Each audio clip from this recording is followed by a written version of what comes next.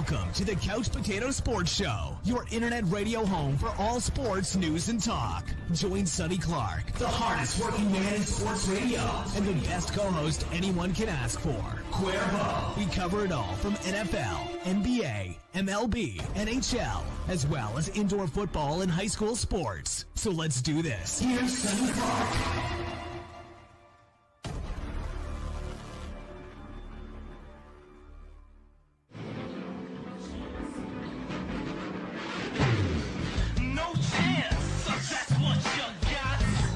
That's right, everybody. Welcome into the Couch Potato Sports Show.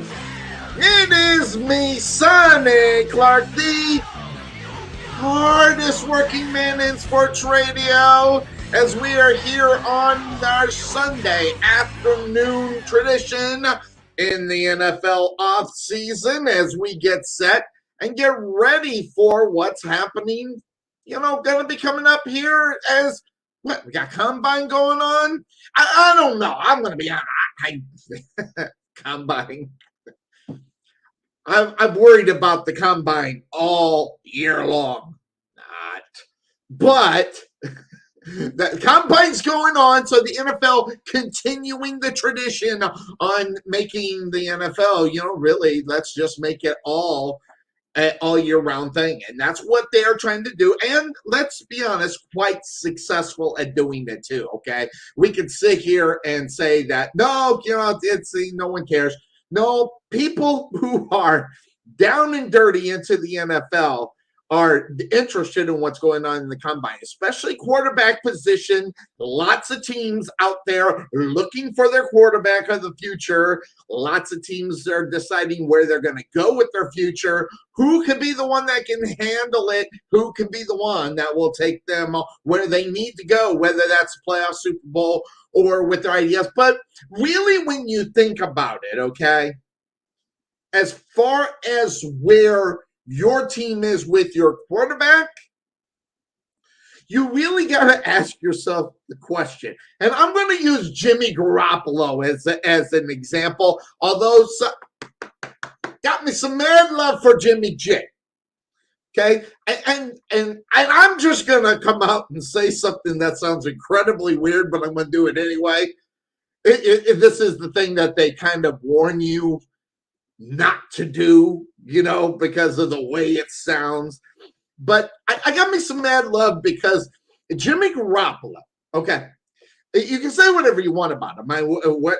Over New England, did a fantastic job backing up Tom Brady and everything. And then he goes out and heads over to California, which is where this cat needs to be in reality. Well, Jimmy G doesn't need to play football. This guy's so good looking, he could be a model. I mean, and so, parts of me, because guys that are that good looking, okay, you hope they're somewhat successful. I mean, you can go back to some quarterback. I mean, go back to Namath, for crying out loud. He was doing all the bits and everything, So you always kind of hope for a guy that has that, how do you say it? Has that, look. And then all the things that people say about good-looking guys being dumb and everything. And I think Jimmy Garoppolo is one guy, okay, that he is a great-looking dude, and he can be smart on the football field, help your team win football games. But interestingly enough, this guy had him where they were a few years back, and then injuries, and then right there in the playoffs, right there at the end. And guys, it was not they didn't give this guy 24 hours before, reports going, yep, Jimmy Garoppolo, he's out of here. I mean, so I'm going to say it. Poor Jimmy G. I mean, my God, the guy gets no freaking respect. He's like, Rodney Dangerfield. He gets no respect at all. Now, granted, the last play is something that you want to forget about, but it was, he did what he had to do. He got his team right where it needed to be, just so close. And, so I just always kind of hope for a guy like this, because this guy is always going to be pinned as the dumb jock. A great looking dude, but but be smart enough to lead his team into the playoffs and do what they do. So I got a little hope for Jimmy G to be able to get where he wants to be. Now, hey, there's lots of talk about Jimmy Garoppolo. I mean, if the 49ers don't want him, that's absolutely fine, right? I mean, you think about it, they want to go a different way. They got their Trey Lance. They got their quote-unquote franchise quarterback that they drafted. And I'm just going to say it. I mean, and one of the things, by the way, guys, we do this show, okay? And there's certain things that we do to have fun and everything. And then there's certain things that Sonny will say off the wall that he's very serious about. And this video right here, that one right there goes back to what I said regarding Jimmy G.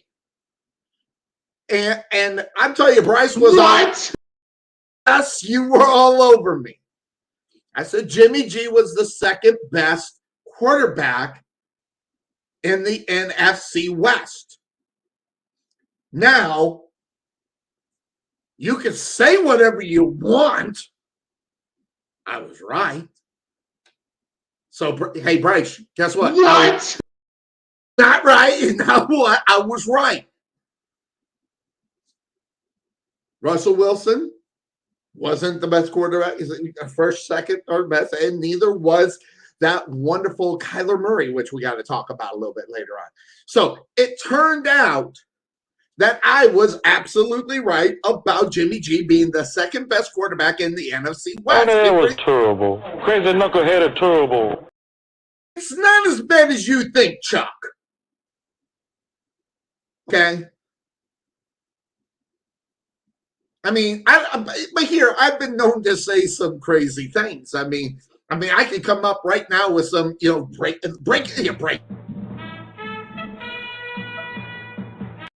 Will the Lions end up in second place in the NFC North? And as much of a kind of joke that has become here on the Couch Potato Sports Show, I'm thinking about what's going on. Will it come to pass this year? I don't know. When we look at it, we'll do it. Because believe me, okay, the predictions that happen on this show, whether it's me or anybody else, all you got to do is look at the Bengals. Every single one of people on our panel, okay, had Cincinnati finishing last in that division. All right, so I can't be too far off with at least the ones that are on this panel. So I don't know. We'll see what happens. We'll see where I think the Lions are. We'll see if I think the Lions will end up second in the NFC North. But the NFC North is an interesting animal. And it's reasoned by. Just look at it. You have Minnesota. New head coach. Where are they going to go? Great running back. Badass wide receivers. Kirk Cousins, man, it's like one of those things that you ask yourself the question, can we make it to the Super Bowl with Kirk Cousins? And then I think of Karnak the Magnificent. Okay. I think about Karnak the Magnificent. I grab the envelope and I put it up and go so Sonny Karnak, what do you think about Minnesota's what do you think about Minnesota's, let me get it, chances of winning the division or even making the playoffs, the Minnesota Vikings? And so let's find out here. Let me open up this and and do all the, and let me get out there. And the answer is So you got to look at it, okay? Minnesota, I don't know. The Chicago Bears, new head coach, quarterback, I don't know about. Do you know about? Does anybody know about? How do you feel about that? Then the Detroit Lions. That team kind of sparked behind that crazy-ass coach. And I just said, yeah, crazy-ass coach.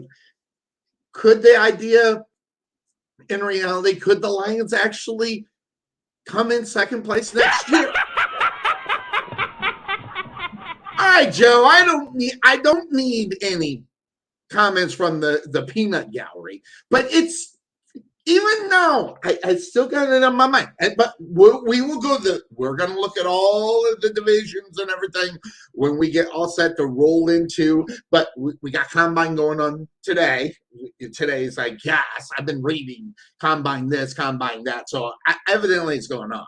Some other things also been, by the way, in sports, how about no Major League Baseball?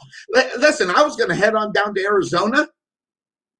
Now I'm not going to go till May. They're not going to even have any spring training games going on. I'm not even going to take a $70 bill, take a round trip and Spirit Airlines down to Arizona to see some games because they're not going to be playing. So, and by the way, that was a long time coming. We knew it was coming. I knew it was coming. Hell, I think everybody knew what was coming the way as far as that was concerned. So got that to worry about. I'm going to try to get, and sometimes it's hard to get Lenny Melnick because, he's such a major Sirius XM superstar. It's hard to get it. It's hard to get him up on the show. And I don't know if, Andy, and plus and we're going to show America how people with different political beliefs get along together talking about sports outside of just still best of friends. So I'm going to try to get him on. I mean, with his schedule and everything that's going on, it's interesting. But I don't know how long we're going to be on the air today. I've got a lot to talk about. You know how I write everything down, so I got it all written down. But I want you guys to think about this for today's show. I actually have something for you to think about. Okay? I want you to think about the number 26. All right, keep that in mind. It has, by the way, it has nothing to do with jerseys, so you don't have to go, looking around trying to, all right, number 26. No jerseys, just the number 26. I want you to keep that in your mind. I also want you to keep in mind that this is Black History Month. February, is Black History Month. And I told myself, and via suggestion, to do something, and I have. And that's what's going to happen here today. I tried to do it and bring Jimmy Smith on, but Jimmy Smith, former Jacksonville Jaguar, could not somehow make it into the show. I don't know why. Still haven't talked to Jimmy. I'm going to have a talk with him. But let's do it, okay? It's Black History Month, and it's always important to bring out stories. So I want you, the number 26 goes along with that theme. I want you to keep that in your mind. But I want to go back into history. Black History Month. There's history all over the place. And with the recent things that have been going on in the NFL, it always seems like history gets the opportunity to repeat itself. And here in Black History Month, no different.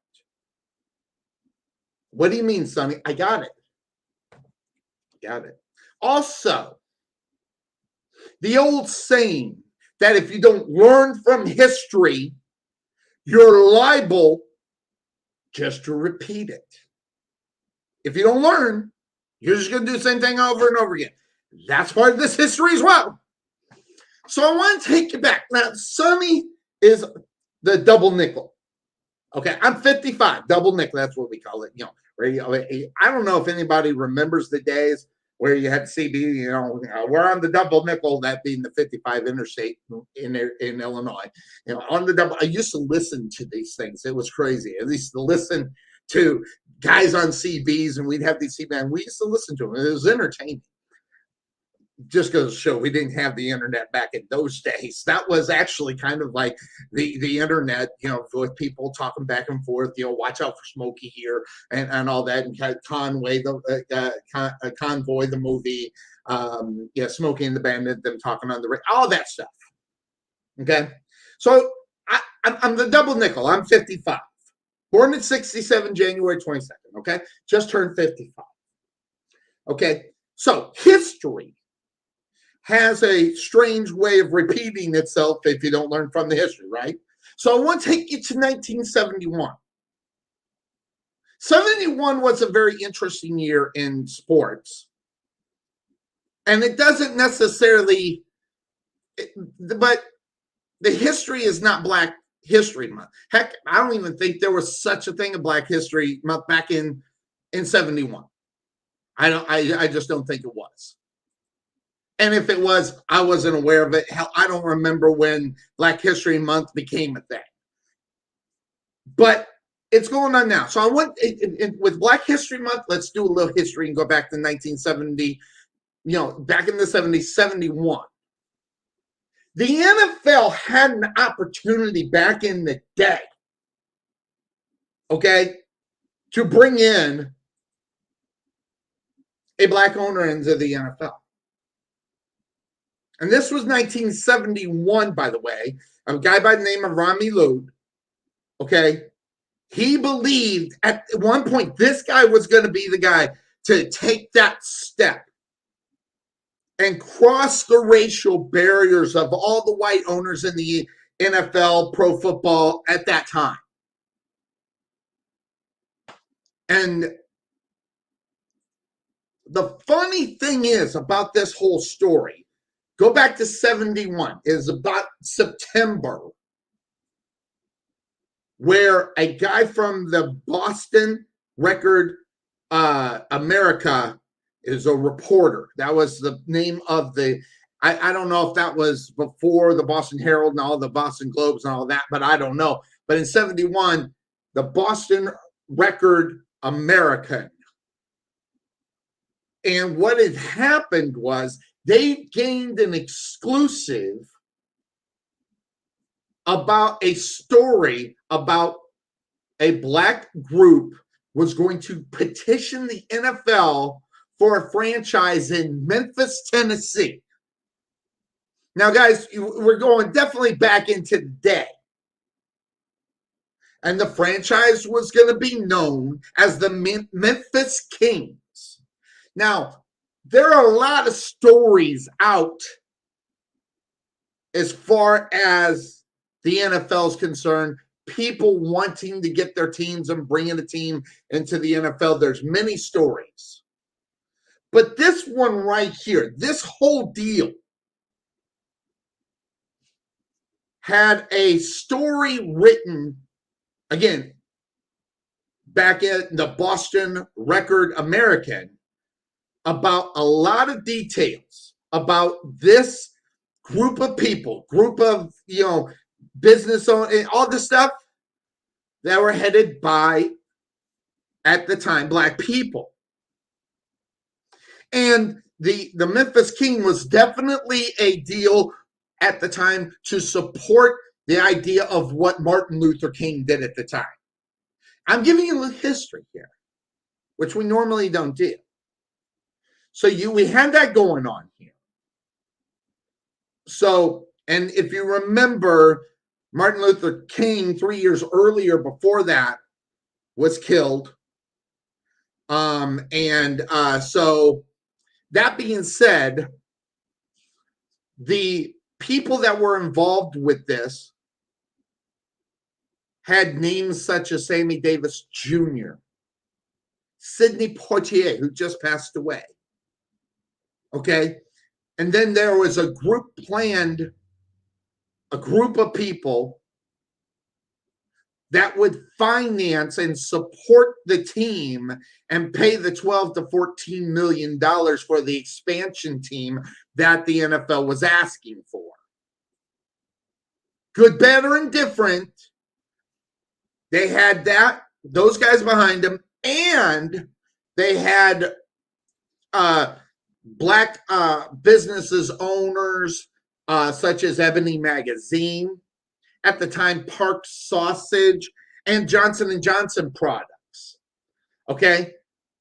And it was also, just to let everybody know, it was even, this group was thinking about reaching out to Richard Nixon, who at the time, he's an avid football fan.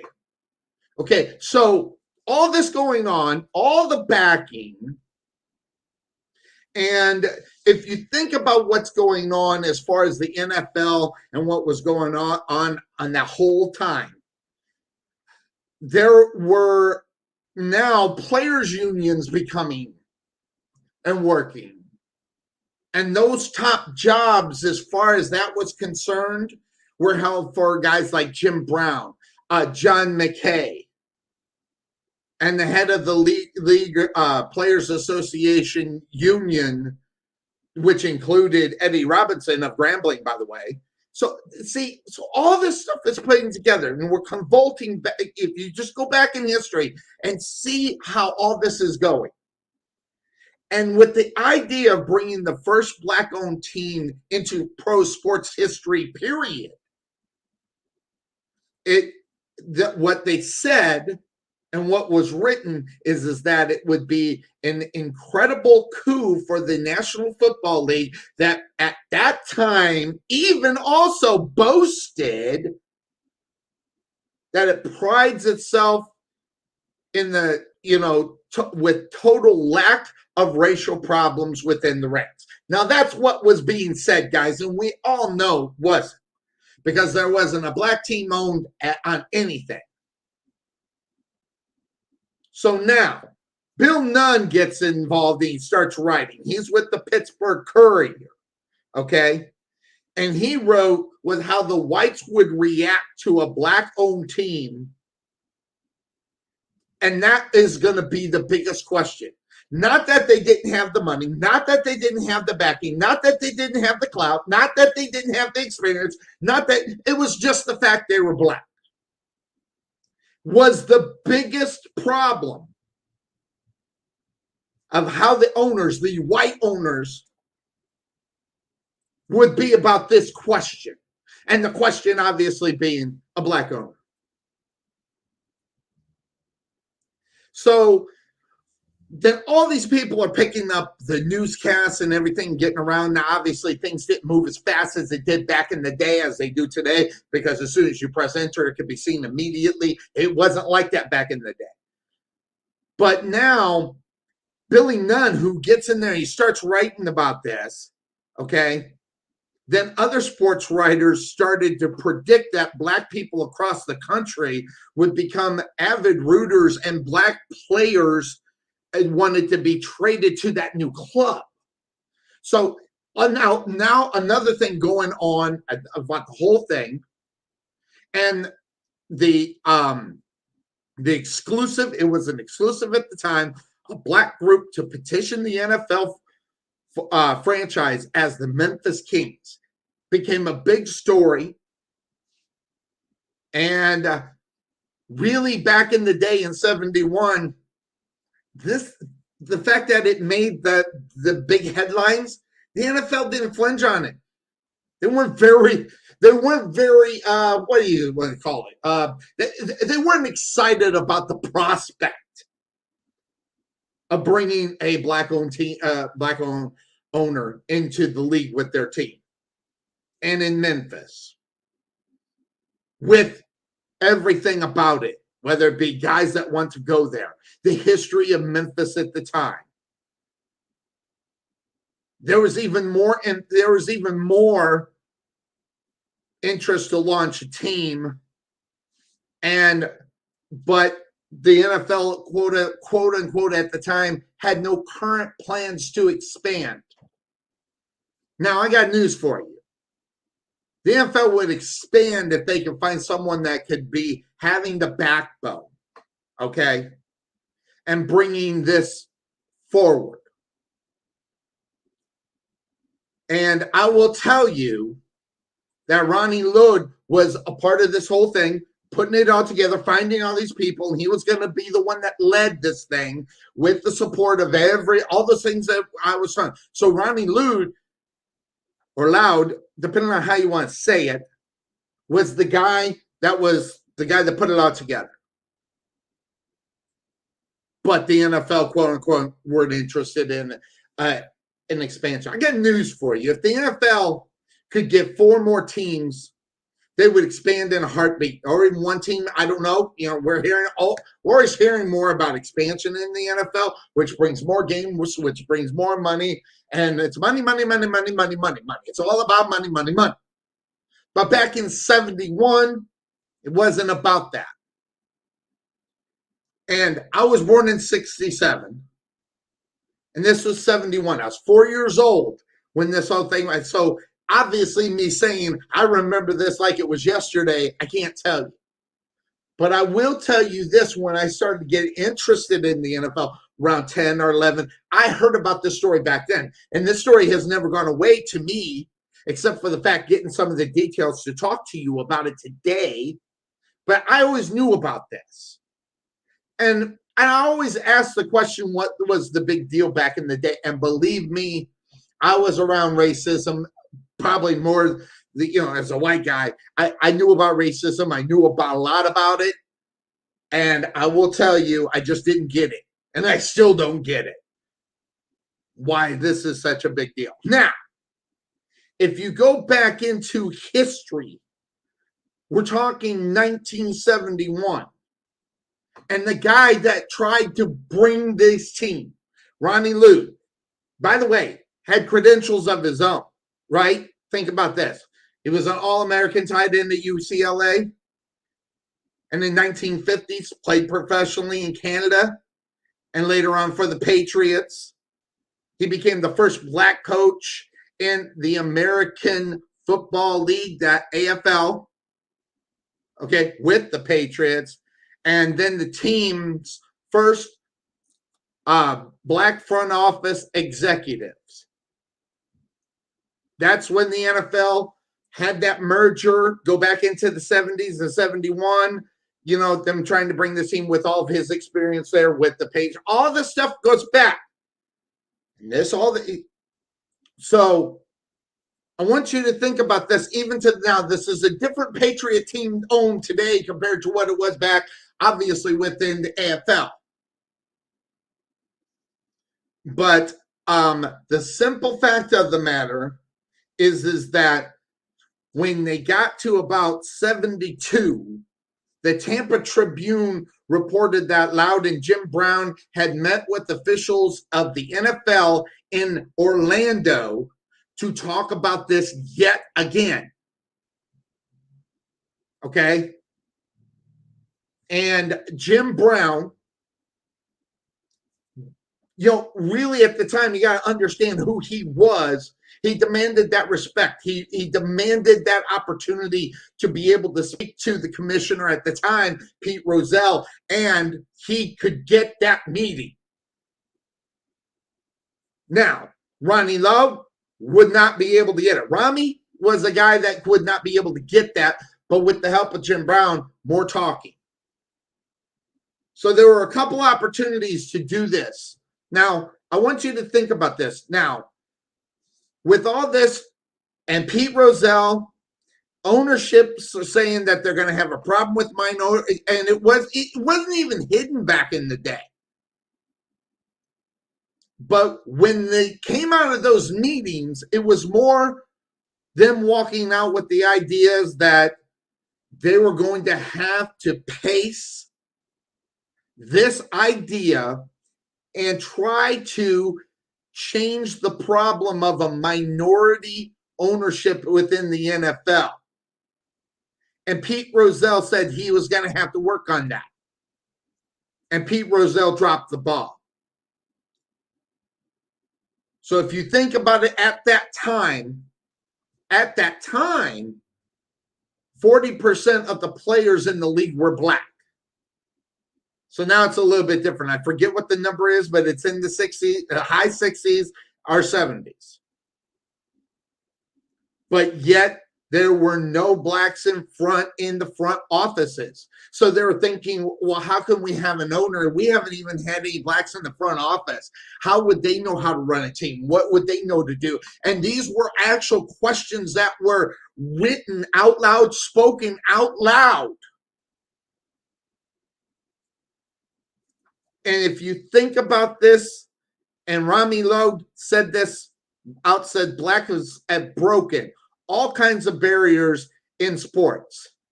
This is the last step, which is ownership, but it was stopped because of the white ownership throughout the NFL would not hire a front office person, so they did not think he was qualified enough to lead a team within the NFL. In other words, they weren't smart enough to do it. In other words, they couldn't learn how to do it. In other words, they didn't have the capabilities of doing it. Whether it was Jim Brown that was backing the whole things up, never mind thinking about Jim Brown at the time formed the Negro Industrial and Economic Union, but yeah, he wouldn't know how to do this. And by the way, if you think about it as well, they were doing the background with these owners, and they even tried to get a baseball team with Jackie Robinson, and they approached him about bringing a black-owned team into the major leagues of baseball. But Robinson didn't want any part of that. But he was approached. So Loud, being the guy that he is, consistently tried to get this done. And then in 73, his group that was formed to get set to play was the Florida Suns, not the Kings. They wanted to move it to Florida and have it still be called the Kings. And he still had investors and plenty of people, some even white investors within that, and they still could not get that done. But in February of 1974, guys, the NFL narrowed the list of 24 expansion candidates to 5, and Orlando at the time when they moved from Memphis and then got the group and moved it down to Orlando was not part of the teams and would not get it would not make the cut. The league awarded Tampa and Seattle at the time with the expansion. So even back in the day, though, go back to Bill Clark in the Orlando Central Star, wrote out that he suspected that there was racial biases back in that time that prevented Orlando from getting the team. So by that time, there was more people getting involved, more things behind it, more money. So there wasn't the fact they didn't have the money, or they just continued to keep going. So what they went ahead and did is formed the Florida Blazers. And the Florida Blazers would play in the startup World Football League. And the Blazers were just a horrible failure. And that just kind of set in stone the white ownership of the NFL going, yep, we told you so. So lots of things that came from that, and then there were all kinds of stuff that went on as far as the one investor was kicked out and everything else, and then there was racial things being thrown around. So guess what? That was back in 74, 75, back into those days, okay? So there's lots of stuff going on, lots of things, and all of this comes down to Rami Loud, which then, with all the things that were going on, all the things, was suspected of, cocaine smuggling, dope, all this other stuff, and this guy lands up in jail. Okay? They actually had to get him from Africa. Not because he was fleeing, because he was guilty, is that he suspected that there was some ulterior motives of him and from the NFL. The story does not go away, guys.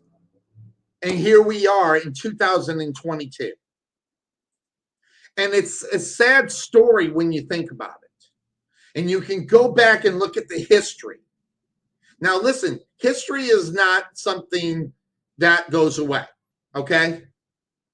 But Rami at that time thought that he was going to get it done. He thought he was going to be the one that was going to break those racial barriers. And he ended up in prison, resentful, and, disgraced. And by the way, it came back later, of course, he wasn't guilty of any of that stuff. So fast forward to 2022, where we are now. Fast forward, past Colin Kaepernick and the reasons of why he did what he did. Fast forward to Brian Flores and what he is doing in order to bring this out and calling the NFL out. Okay? This didn't go away. But today, what's going on? Right now, there's a team, that being the Denver Broncos, and there's two black minority ownership that's out that will probably end up getting this franchise. One of them, obviously, Robert Smith. Right now, they have not gotten him completely involved to get him to do it. He's a possible person to put a bid on the Broncos. And then there's the guy who I think is going to get it. Byron Allen, okay, of the Denver Broncos. He's looking to be the first minority owner. So we got two guys really in reality to look at it. But I want to go back to that number I talked to you about earlier in the show, number 26. The number 26 had nothing to do with the jersey, who wore the jersey. 26. Okay, yeah, 26 is the number of opportunities for the NFL to bring in black ownership. This is my list. 26 opportunities. And some of them were in there. Some of them were startups, everything else. 2020, Falcons. Arthur Blank, obviously. 2002 and 2004, the Ravens, they first moved, then they got a quick ownership. 2 opportunities there. But they had the front office. Guy's name slipped on my mind. They had a black gentleman in the front office. I just forget his name. He'll come to me. The Bills in 2014. They got new ownership back then. The Bengals twice. But the Browns picked them up in 2011. That was opportunity after all this history back in 71. Okay? And it was rumored that there were black minority ownership behind the Bengals when they became an opportunity in 1968. And it was reported that if they were part of that group, the Cincinnati Bengals would not have a team. So they had to cut that out. So this even goes back to 68 when I was 1. Browns, 2020, when they restarted up after sneaking out of Cleveland. Cowboys, 89, Jerry Jones, obvious. Broncos in 84, now they're up for sale now. Okay, Texans in 89, McNair family grabbed that one up. Colts, 1972, Jim Irsay. Jags, 2 ownership. One, it's kind of minority with Shaw, but white skin in reality. Panthers, 2018, along with the Jaguars.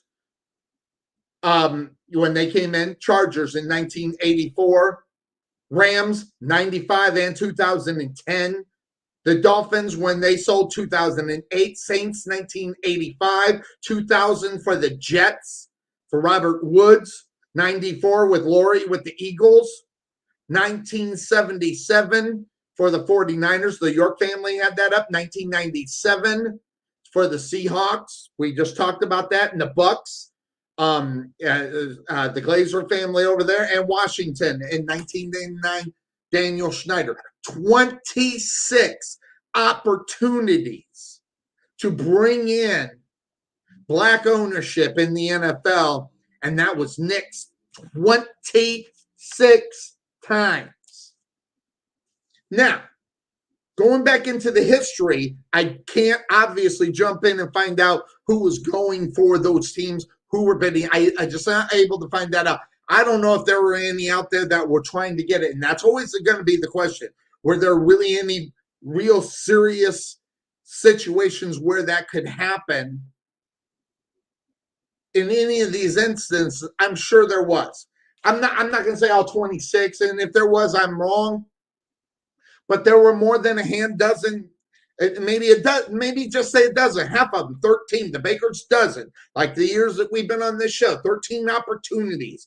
I'm sure you could probably say 50% of them had the opportunity and had the credentials to bring a team into the NFL. And the NFL ownership of all those other ones, we talked about 26 owners. A lot of these teams that I read off were also teams that had already been in existence but just resold.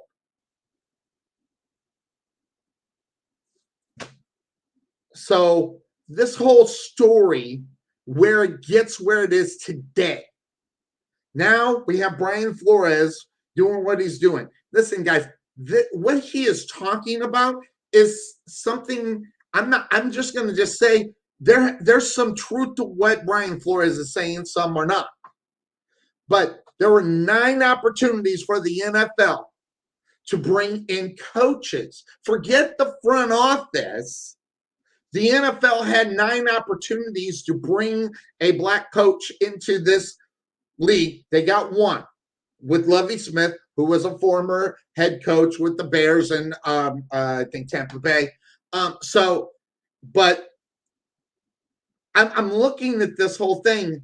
I mean, you've got to ask yourself, is that this whole thing right? I mean, are you saying there are not enough people qualified? No. What I'm saying is that the NFL is a total disgrace. And I'll tell you right now, they don't care. The NFL does not care. Why? Because people are watching this thing. They can care less what people think about ownership within the NFL. They can care less about any of this stuff. And guys, I'm going to tell you that is one of the problems. The NFL don't care because people are still coming back. Now, is that good, bad, or indifferent? Well, it's bad for the whole situation regarding black ownership, black coaches, and guys that have front office, all this. But parts of me says we're just reliving history all over again. We can just go back to 71, 72, 74, and then 75, even one point there too.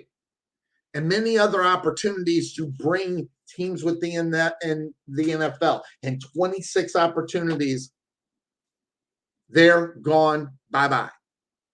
No, we don't, no. We'll take this owner. So the NFL has a lot to work to do. But here's the thing. We can sit here and say this is an injustice and everything else, but they don't care. And here's the thing. And I by the way, this is just not me thinking this. Okay, I'm just going to give you the reality of this and say I don't care because they don't care. Because they're the owners of the team. They don't have to do anything. They can be encouraged to do something, but they don't have to do anything. And that's obvious by the Rooney Rule because the BS that goes on as far as those interviews and stuff that are going on. I'm telling you right now, it's just crap. That's a great idea and great thinking. And go back to Rooney, saying, yes, we need to do this. But other NFL teams, owners, old white billionaires, back in the day, maybe not million. By the way, did you know the cost of the Bears were only $100? You want to talk about a team that where they are today? But guys, this is what needs to change. Will it change? It's not going to, and it's not because I don't want it to. It's because rich people do whatever the hell they want to do. Rich people, billionaires, don't care about other people's opinions. Rich people, billionaires, do what they want. And if they want their guy, regardless who it is, black, white, purple, indifferent, they're going to get that guy. They're going to get the guy they want. And Do I think it's fair? Obviously, it's not fair. But you also can't change the thinking of what's coming for most of these teams that have been owned or are currently owned by billionaire white people that maybe don't get it. And I say maybe because whether or not they're successful or not, or whether they are, there's are still what I think 4 or 5 billion for the Broncos to buy it. Now, I don't know very many groups or anything, off the top of my head that I can say, yep, black community right there, those guys, they can do that. I can't tell you I know that. That's the NFL's job. That's the guys that say, I want an NFL team. We need the NFL team. We need it. But what's going to change? Hypocrisy has to change. And that's on both sides, by the way. Because there's a lot of hypocrisy. And just to throw some hypocrisy out here, here's one right here.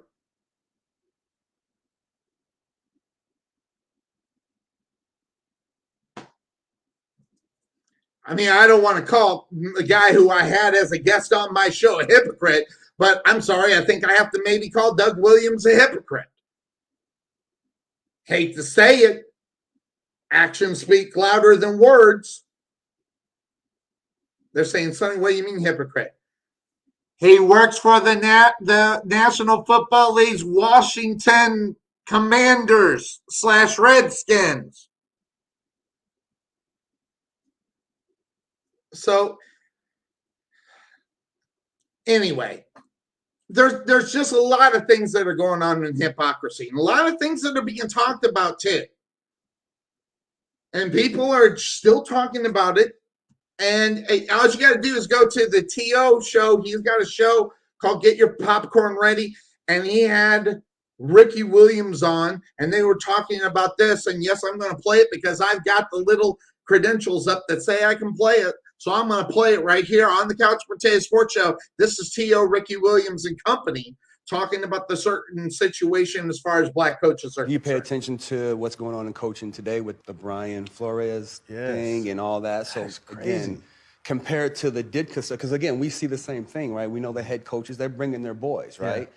Yeah. And how can NFL players or even better coaches get into these, into these positions if our boy's not going to hire us? Yeah. Well, I mean, what I said is if the NFL is really serious about having more diversity in the league, they need to make a mandate that at least 2 or 3 teams are owned by minorities. I like that. Because I can appreciate, like, to me, a good example, and I could be stepping out of bounds here, but just think the cultural differences. Like, one of the things that came out was Stephen Ross, talking to Brian Flores about throwing games. Absolutely. Okay? And from my understanding, like the wealthy, rich white people, that's the way they think, right? But that's not the way that we think, right? And so this mismatch, if you're an owner, you want to have a coach that thinks the way that you think. That you're on the same page. On the same page. Exactly. And in the Rooney Rule, the only team that has hired a black coach has been the Steelers. And so I think if we want to change, we need to change. It needs to start with ownership. Absolutely. Yeah. We're trying to get our $5 billion so we can go get a team. Exactly. We're about $5 billion short right now. Yeah. Right. Yeah. But to me, I think that's how it should happen. Players should get together and say, like, we can do it better. Yeah, because we can. Well, maybe you sell enough Heisman, you ain't get lying. them billions. Hey, it's coming. It's coming. And buy us a team. Yeah, there it's it coming. is. Let's keep this conversation just bring me going. on this consultant. So, and they said it there too. Who are the ones that are going to put the $5 billion to go get the football team? There's a lot of things that are going on here, and lots of things that can be talked about. Yes, there is a lack of it, but there's also a lack of maybe interest or having the capabilities of coming up with the monies that need to be in order to run an NFL football team. That part I don't know. I don't know who's in the running. I don't know. I think there could be some people out there, but will they ever get looked at seriously? I don't know, especially if they're not in the NFL business. Now, granted, these guys that own these football teams were brought up in the business. A lot of people, they got old in the business because they've had it for a long time. But, whether or not they'll be able to do it, how many people are lined up to go buy an NFL football team, and how many of those are black? Right now, there's about 10 guys out there that won NFL teams, and they all got this. That wonderful white skin. But there's only 2 that I know of.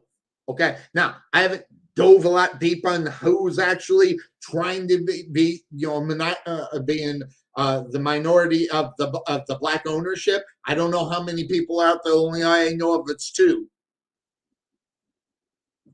So there's a lack of that. Yes, but we're demanding ownership, of black ownership, but yet we don't have anybody that can do it, or that being said, willing, because I could go back to what I was talking about a little bit earlier, trying to bring them in. This guy right here, Robert Smith, the NFL is begging this guy.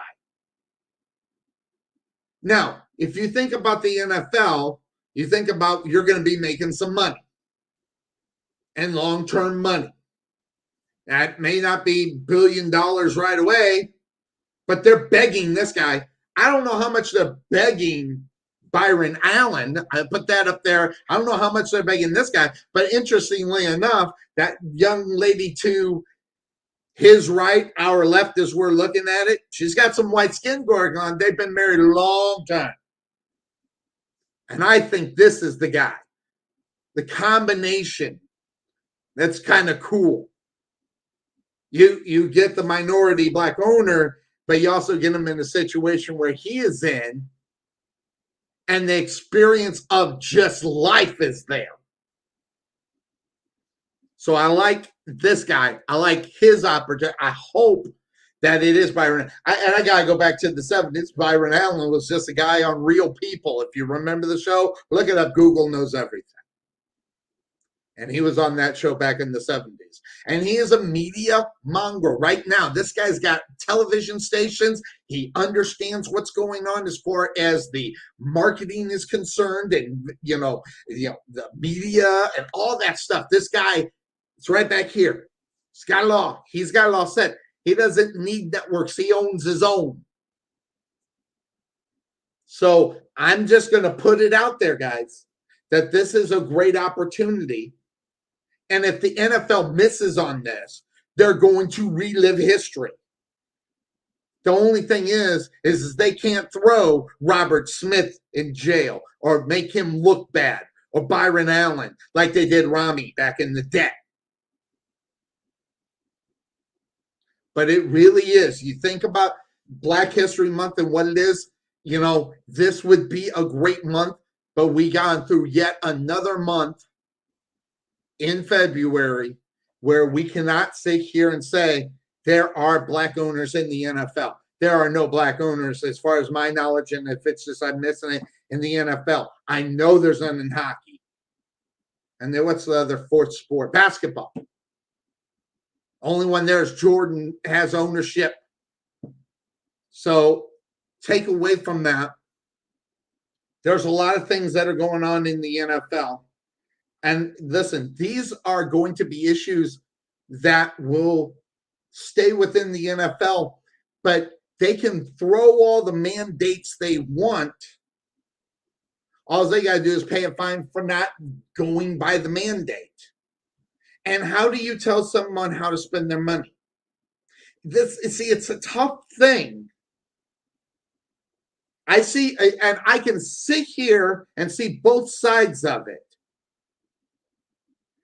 and wish that they could get the black owner in there, or more than one, maybe two or three. But there were 26 previous opportunities for NFL squads to be owned by the African American owner. It just wasn't there, or there weren't interest, or the fact that they probably felt. I mean, I can't imagine being in a meeting with 32 teams, and you'd be the only one sitting there, and you're bringing up. I can relate a little bit, but not as far as skin color, but people not taking you seriously. people not listening to your warnings, heed your warnings. And when it comes back, the only thing you can say is, hey, I tried to tell them. I'm very experienced at that, by the way. But, I only can relate to that side of it. I can't relate to the race side of it. And listen, they're going to go through. The Broncos, by the way, names that are involved as far as that is concerned are some crazy names. Peyton Manning is one of them, ownership group with him. There are a lot of owners out there. The Amazon guy, the bald guy with the black eyes, him, they got a whole bunch of white people in line to become an owner. There's a article out there that I read that there are 20 people in line that wouldn't mind owning an NFL squad, and I only got 2 that I know of that would be interested in owning, or I guess to probably say have the capabilities to own. But interestingly enough, here we go through February, Black History Month, okay? And Brian Flores now is a senior head coach or a senior defensive coordinator or whatever title they gave him, which is an interesting hire, but not, because really the only place he could have went is the Steelers because of what they do, how they think as far as, coaching. That obviously they got who they got as their head coach and their whole thinking behind the Rooney Rule. Guys, this is an interesting story. If you get the opportunity, jump into it. If you're interested. Again, I go back into the day when I was about 10 years old. I remember hearing these stories. And, not as much, as I could have now. Like if we had the internet, the information superhighway back in those days, who knows what more I would have known about this. But I do remember back in the day, I was about 10 years old, hearing these stories. And I remember thinking, why aren't they letting these guys do it? It's because racism and all that thinking that people didn't care about, that people knew, oh, we don't want no black people in here doing this. All that bullshit. And thanks to our wonderful leader of our country before Biden got in here, made it all popular just to be a jerk off all over again. But, it ends up being is what it is. But that part's got to change. And everybody knows it has to change. So whether or not the NFL will learn from the history, okay, of 1971, 1974, 1973, and then persecuting some guy who didn't deserve everything. He had to flee to Africa, and they had to go get him. And then come find out he wasn't guilty of any of it, of course. Of course. The NFL's about ready to walk right down that door again. And they could only blame themselves for that. You can say whatever you want about everything. But the NFL has got a huge opportunity here to not be the butt munches they've been for the many years and the 26 other times they've had an opportunity to bring a team or new ownership within the NFL. Now, them not doing it this year, let's just say Peyton Manning wants to own this team. I don't know how serious he is. Guys, I haven't jumped in to how serious that Peyton Manning or any of these other guys who are interested in doing it, how serious they are. But they're going to get shut out. And they're going to have to do this because PR is so bad right now. Because there's more PR about the whole situation. And I just gave you an hour of a history lesson, okay? Class is out. Where do we go from here? And that's what we'll talk about when we come back here on the Couch Potato Sports Show. Where are we going to go from here? Who's going to learn from the lessons? Are they capable of learning from their own lessons? We all know that sometimes people aren't capable of learning from their lessons. But will the NFL trip over their dick again? And yeah, I mean it that way. I mean it the way I said it. Are they going to trip over their dick again? It's almost automatic in thinking But now with Flores, now with that, well, we'll talk about that up on the other side. We'll take a quick break. Thanks for joining us in the first hour. Who knows how long we're going to go? I feel pretty damn good. I felt good earlier, but I just had to do something. We could have done this at 1, but here we are. Going into our second hour at the 5 o'clock hour. We'll take a quick break here on the Couch Potato Sports Show. We'll talk more on the other side. This is Sonny Clark, radio voice of your Rowlett Eagles, letting you know about RowlettFood.com. Do you want to have dinner delivered but you don't want to use Uber Eats? Contact someone locally that can do the same thing at a better price and faster. All you have to do is pick a restaurant on the list at the website, tell us what you'd like to order, then check out, and you'll have your food within 25 to 45 minutes, depending on distance. Check out RowlettFoods.com for your next meal at Raising Cane's, Golden Pie, Ponchos and Lefty, and more. Give us a call at 972-408-8002 or check us out on the web at RowlettFood.com. This is Sonny Clark, radio voice of your Rowlett Eagles, letting you know about Landon Huey and 19 Ministries. One of the things we want to do is we have this idea, the name that's kind of sticking right now is Rowlett Revival. And we know that there are a lot of hurting and broken people across the city. Out of a population of 60,000, there's close to 40,000 that aren't saved. And we want to do like a Wednesday, Thursday, and Friday where we'll bring in a guest speaker and he's just going to share the love of Christ. And we want to connect people in the city up with churches and where they can find a healthy church family and find people that believe in them and find a God that loves them. Jesus came for a broken world, and man, he loves and cares for everybody in the city. And so we're excited about that. We're working through details right now, but our vision is to see God's going to reach a lot of people. So make sure you contact Landon Huey at 19 Ministries at 972-835-8665 or check them out on the web at 19ministries.org or uniterowlett.org. This is Sonny Clark, radio voice of your Rowlett Eagles, asking, are you looking for a new home? Want to know what your house could sell for in today's market? Then you need to contact Realtor Jeremy Morgan with Ray Hubbard Real Estate Group at Keller Williams Rockwall. Whether you're buying, selling, leasing, or investing, he can help you get where you need to be. Visit RayHubbardRealEstateGroup.com or make an appointment today by calling 214-236-2914. That's 214-236-2914. Jeremy Morgan with Ray Hubbard Real Estate Group, Keller Williams Rockwall. Find out how Merchant Masters DFW, specializing in small business companies, can help you save money and protect your customers' information with our credit card processing and point-of-sale systems. In 95% of our cases, our services save our clients money. So, what makes Merchant Masters DFW different from all the others? It's an integrity-first approach to each client we work with so you receive the very best, including financial savings, lowest possible rates, superior technology, and improved support. So claim your free audit at merchantmastersdfw.com or contact John Beeman at 262-339-5470 for more information. That's 262-339-5470. Merchant Masters DFW, different from all the rest. Ever want to know why Bill and I look so great on our broadcast? Check out K West Designs on Facebook to find out why.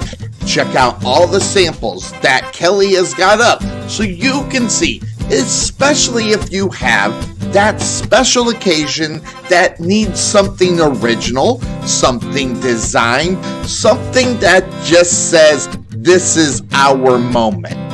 Check out K West Designs on Facebook or give her a call at 469-601-5856. That's 469-601-5856. Again, K West Designs. Make yourself look original or different or just something just for you. K West Designs.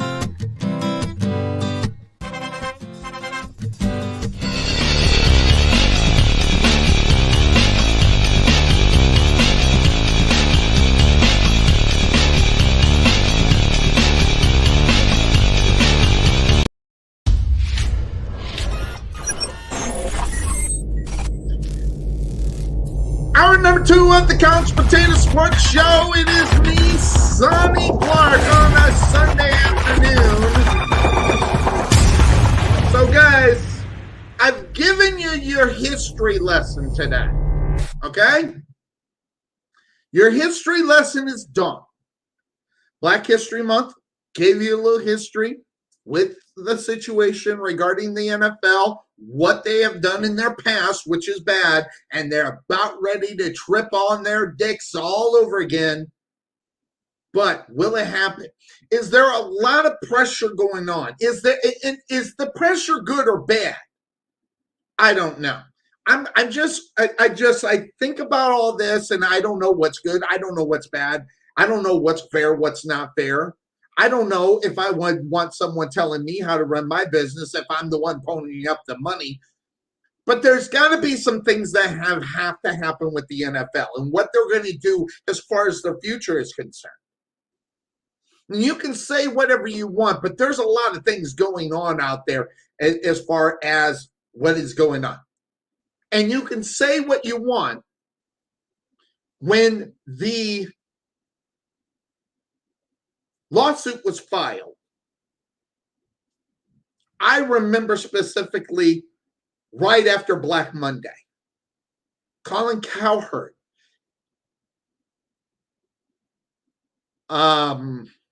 what's his name? Stephen A. Smith. Who's that other jackwagon over on Fox? I don't know. The one used to be on ESPN First Take. His name's just slipping my mind. It does it with Sharp. That moron. They're all talking about, hey, here is your guy.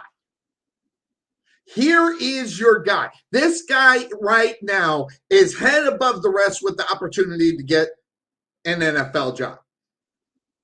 Now, going back in a timeline isn't going to do us any good, but we know about the timeline. If you've been listening to this, you know about the timeline and also about Bill Belichick contacting the wrong Brian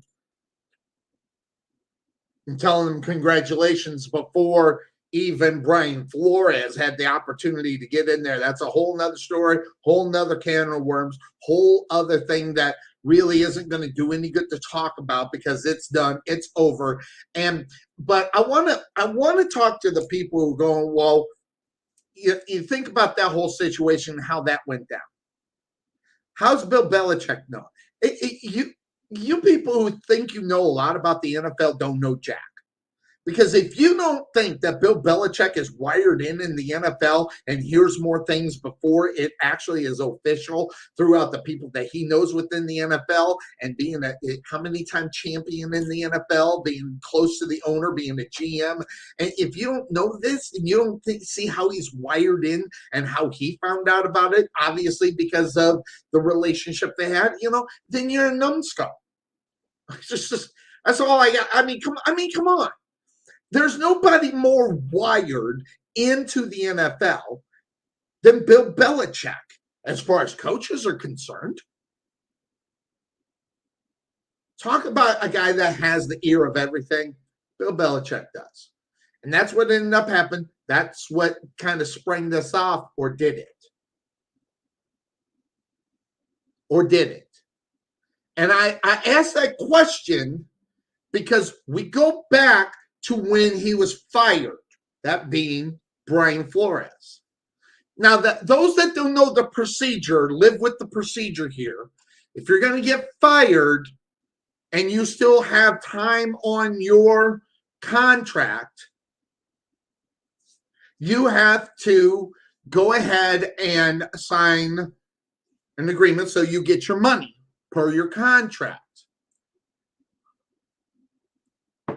It's kind of like a separation agreement within the team between the coach and the owner, so he can still get his money and put it in his pocket. But that did not happen in Miami because when he was fired, that being Brian Flores, he just declined assignment.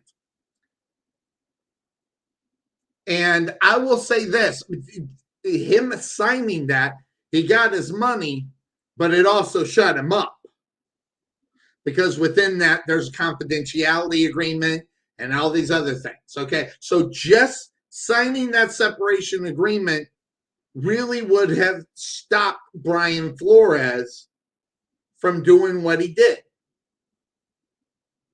But I also have issue with it. What I see, he didn't sign it. What it would have shut him up. Basically, signing this, he gets his money and you shut him up. Flores left millions of dollars on the table by not signing that agreement. But not signing it gave him the basically the permission to talk about his treatment in Miami. So the pessimist in me has to ask the question, was him not signing this a prelude to what was going to go on? What was going to happen if he did end up getting hired? Would it have been quiet? There's a lot of things going on here, but it was clear that Flores was going to say something if he didn't get hired or whatever the case may be. So there was already this plan of action, I guess you could say, regarding Flores and where he was. But if you want to give Flores some credit, which he deserves, by the way, this whole situation and where he would go or would not go and how he would go, it obviously had nothing to do with the money.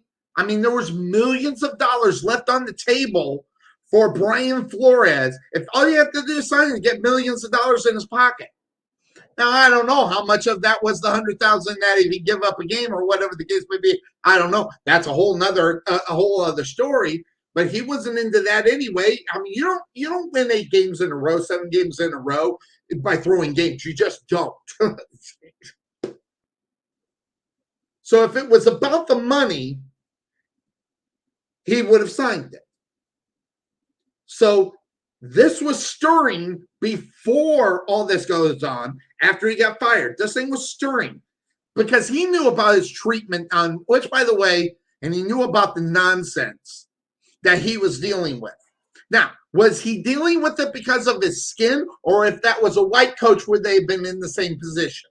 I don't know. We don't know the answer. We will never know that answer. But if it was about the money, he would have signed it. And then, in turn, he would have not been able to move forward with a lawsuit, or maybe he could have. But this just gives it more credibility by him leaving that money on the table. Because, if he would have signed it, by the way, just to let you know, if he would have signed it, he would have his money. But still the issue of what happened as far as the Giants were concerned still happened. He just would not have been able to say anything about his treatment from the Miami Dolphins. He would have not been able to come out to say what he has said about being, offered hundreds of $1,000 a game to throw games. He would not have been able to say all this stuff.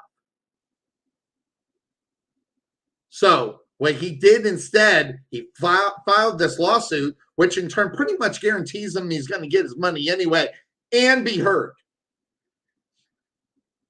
So the more I was thinking about it, and I was trying to be on both sides. I was trying to be a pessimist. I was trying to be a guy that was seeing both sides of the table on this, even though it's pretty much up on the other side. I mean, if you see what's going on with Brian Flores, you've got to really kind of think of things. So obviously the Dolphins come out, responded to Flores' comment, calling them categorical fault. The whole thing was false and everything else. And there's just too much talk going on about this money. But the pessimist in me, that pisses me off about the money. And I'm going to tell you the why. Where are your morals, Hugh Jackson? Did you take the $100,000? And if this is happening as much as everybody says it is, where are the morals of those people that are doing it? It's bad enough there's a situation where games are being thrown, and yes, I'll even throw a little bit at my new head coach in Jacksonville, sucking that up. And, they probably had to pay him for that. So there's so much scrutiny going on with these coaches now. So when games are going to be going on, there's going to be always that little question in the back of your mind. Because if you're like me, I'm not a glass half full guy. I am a glass half empty. I'm a pessimist as much as it is, especially when it comes to money in sports. So now, if you think about all this stuff, and then him making the statement about being paid the millions of what it is. Now, this whole thing gets crazier. But not signing that is really the best thing for him to be heard. And this is really kind of what needs to happen. And more on the fact on the throwing games, it don't matter if you're black, white, or whatever, because I just have a feeling that this is not just straight with the black coach. The white coaches who are having a bad records, hey, throw this game, go out the win, and we'll give you $100,000. Listen, I'm a pessimist, and I believe it, that has happened. So Brian Flores leaving the money, but he also knew he was going to get that money too.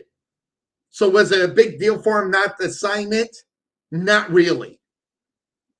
Whether it be book deals, movie deals, whatever, he's going to get the money he completely lost by not signing. So it really was a win-win for him not to sign it. Because now, again, he might not get it right away like he would have gotten here, but he's going to get his money. But what is the motive behind that money will always be the question. But this is not an issue that has not been heard before. So this will always be there. I think I've come to the decision, I've come to the decision. I'm on Brian Flores' side because he's just not a stupid dude. And lost nothing in reality. So he's smart that way. He's still going to get his money. I think if I'm not mistaken, it was $7 million. Believe me, he's made $7 million just within the time that he started this lawsuit. So, that's where that whole thing rolls out. So he's not out of money, but he was still able, but he obviously put his coaching on the line here.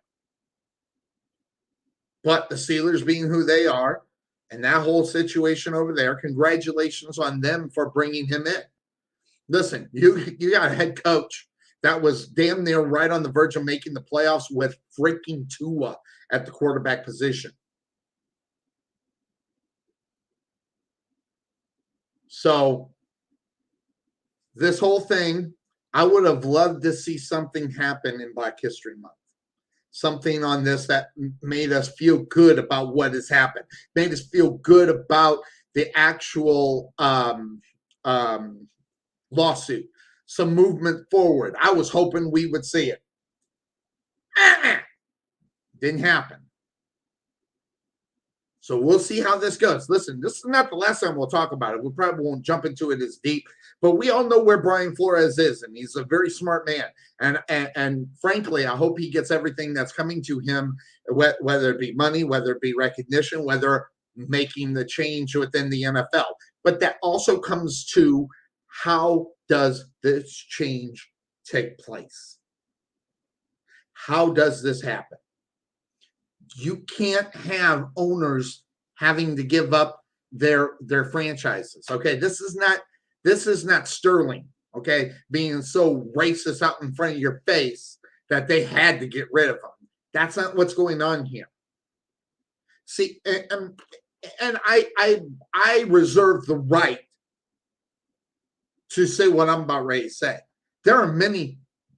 I would have, if I could go down the list, I could guess who the ones are where they are today.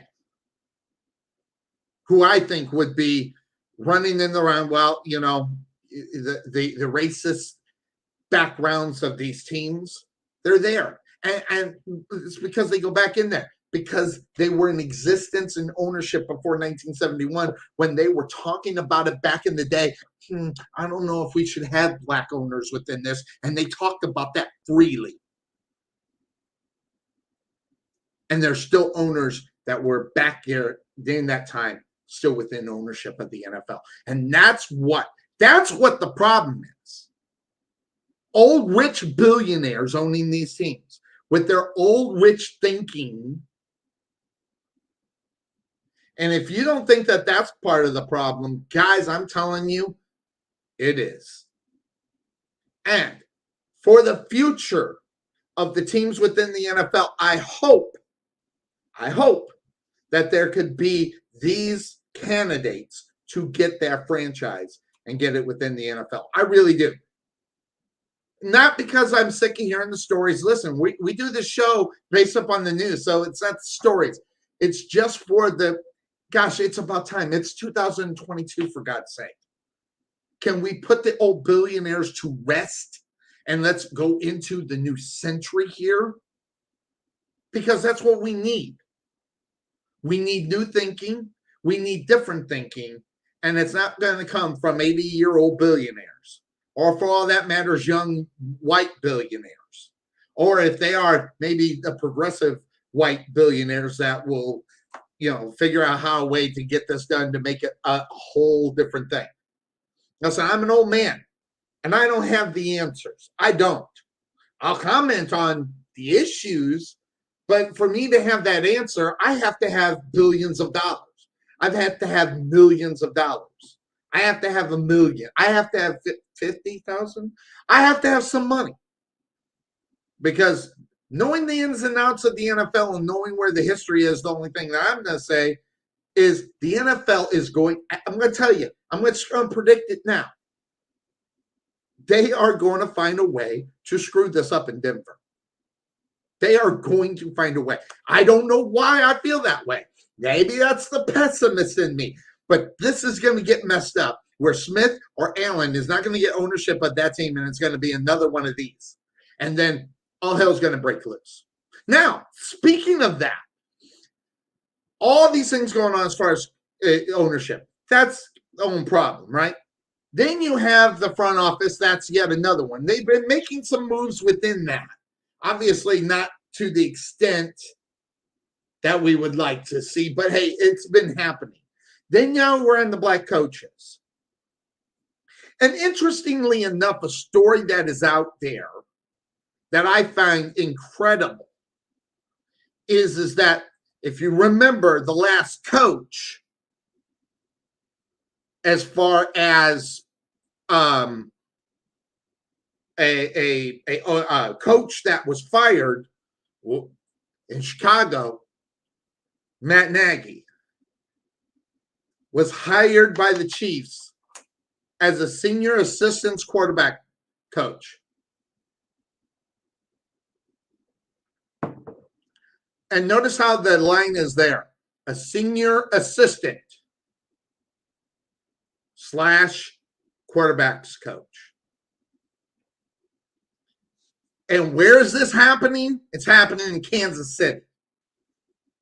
Now, history has a funny way of repeating itself, right? Because where did Nagy come from? Kansas City. Where did Nagy come from before that? The Philadelphia Eagles with Andy Reid. Guys, there's a history there. And what was said on the video from Ricky Williams and T.O. and the other guy got Andy Reid bringing back his buddy, his friend, and Eric Bieniemy with stories out there that there is a problem as far as the coach is concerned. And I've got to tell you, I think this is an interesting story because of the fact when you look at, I guess we go back to what more history and what was said in the video about, him hiring his guys. These are things that I think are you've got to keep track of. Now I'm going to pull up this video and I'm going to play it in a different way. So I want to pull this up. I want you to keep track of this because I find it very interesting. And now I'm going to share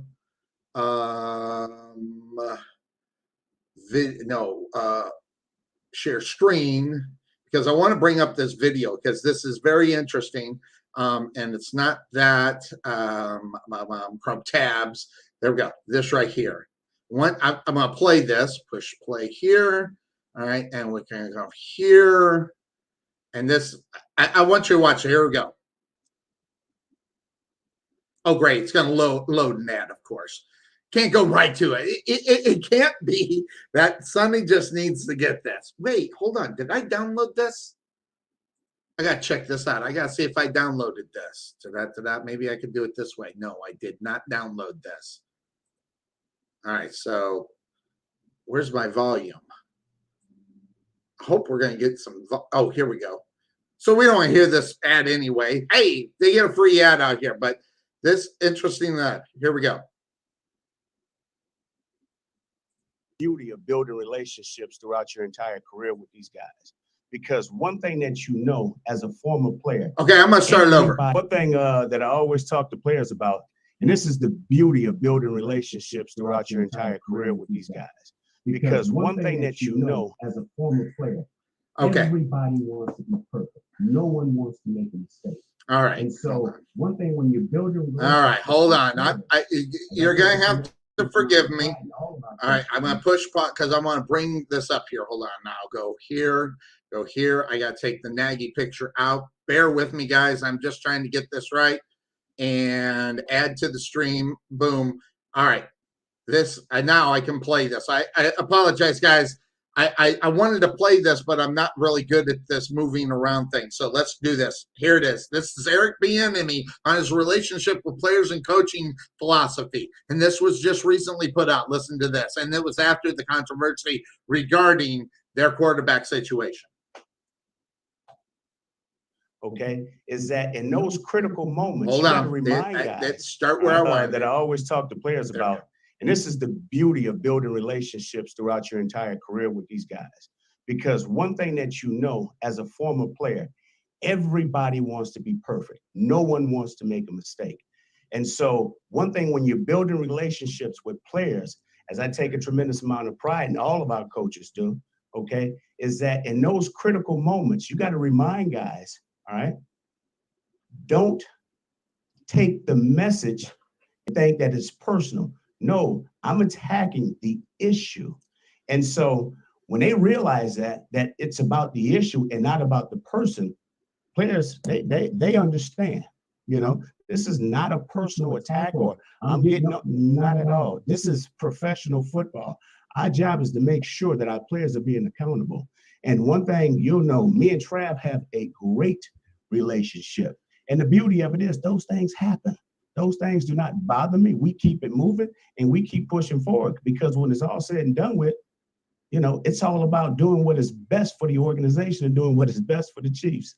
So the beauty of Pat, and I want everybody to understand this, and I think sometimes professional sports have a tendency to think that it's all about the numbers and the egos. And sometimes I think people forget that we play a team game. This is what has made us special. Our guys are going to do whatever is needed to go out and win. Because when it's all said and done with, we talk about this each and every week. It's not about the numbers, okay? It's about the alphabets. And the only two alphabets that matter in this industry is a W and an L. Whatever we have to do to get that W, that's all what matters. And then you know what? We're going to come back, put a game plan together for the following week, and we're going to get it going and get ready to go. Yes, ideally, we want all of our players to have all the success that they can. But we do know this. If we can do this together and do it for one another and do it the right way, okay, it'll give us a chance to have a chance to go out and pursue the goals that we want to pursue. All right. Key words and phrases, guys, by the way, in this thing. I will tell you, that the whole thing, for what Bieniemy said, has a lot to be said about that. By the way, thanks for the first hour. Appreciate it. It was some of the ownership and not all of the ownership that on the one that went down in the WFL, by the way. Just let you know, Todd, if you didn't see my message back to you, thanks for the question. Appreciate that. That said, all right, back to what we were talking about here. Bieniemy says all the right things here, okay? But, and guys, and again, call me a pessimist. Call me what you want. But really, human nature is human nature. And the way things have changed just within the last 5 years within the NFL or in the other sports, and we'll talk about that in a moment, the things that changed are what Bieniemy is talking about worked 5-10 years ago. We are in a new age of player. That obviously being what's going on as far as the player. We are in day of age of superstars. And you can say whatever you want about Patrick Mahomes. He's a $500 million man for a reason. And I got news for you. The hire of Matt Naggy is an interesting hire. And I will say this because I'm a pessimist. Good, bad, or indifferent. I just am. Not getting rid of Eric Bieniemy, which was rumored to maybe happening. But now you got the PR on the guy who was maybe the second most valuable guy that was out as far as free agents and coaching were concerned, were Eric Bieniemy. What would have happened if they fired Eric Bieniemy? Could they have fired Eric Bieniemy? You want to talk a political nightmare for Kansas City is if they would have fired him. And you can say whatever, and you can even ask the question, is he a threat to – he is. Okay, let's just go back to it. You can't fire Eric Bieniemy because of the state of the NFL and what is being brought up. Firing Eric Bieniemy and not with him not being able to get another head coaching job would have been a bitch slap all over the place.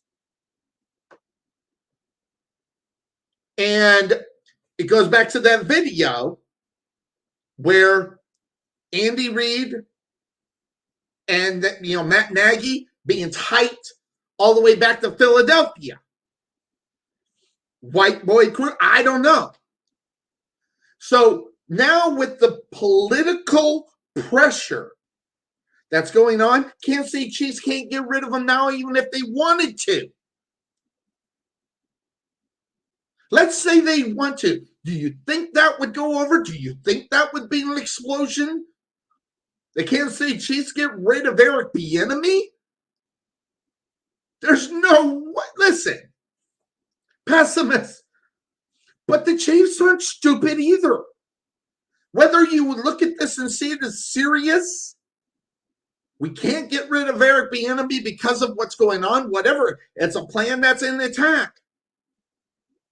Or in process, I mean. But if you fire him, that would be considered an attack.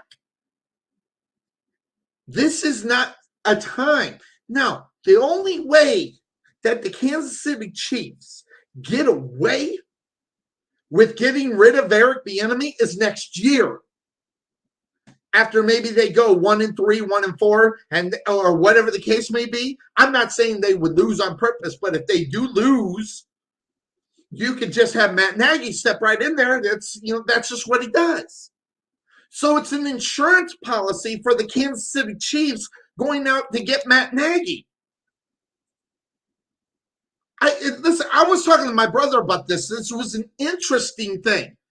because my brother he is not as much of a pessimist as I am. Maybe not even a pessimist, but I'm a pessimist. And interestingly enough, we were talking about this issue regarding Matt Naggy. And he came out and he said, I'm not sure what to think about this. And I'm telling you, before he hit the enter button, I had to hit 4 tabs. I did. Because it was immediate. And guys, I'm telling you, if I'm thinking it, other people are thinking it. I'm not coming up with any original ideas here. I said, I do. He said, I'm not sure what to think of it. I know exactly what it is. It's this right here. All right? It's the skin color. It means that Bieniemy and Mahomes don't see eye to eye. It is still a problem. And Andy Reid had to either do one of 2 things or get the lucky of having the combination of one. He needed to have a go in between with him, Nagy, and Bieniemy, or just a guy that can stand in between them. Because I don't think Mahomes sees eye to eye with Eric Bieniemy, and I don't know if Eric Bieniemy and Andy Reid see eye to eye. But they're just off a year of winning the Super Bowl and damn near getting right back there. So it's really hard to say, Eric, you need to go. Because there's just no way you get away with that firing, I don't think. I could be wrong, especially if he doesn't get the job anywhere else in the NFL. So this is right here. Now, again, I can think of other people that could do what Matt Naggy did, but just got fired from the Chicago Bears.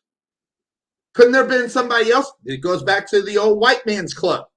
Andy Reid, Matt Naggy. Got this right here.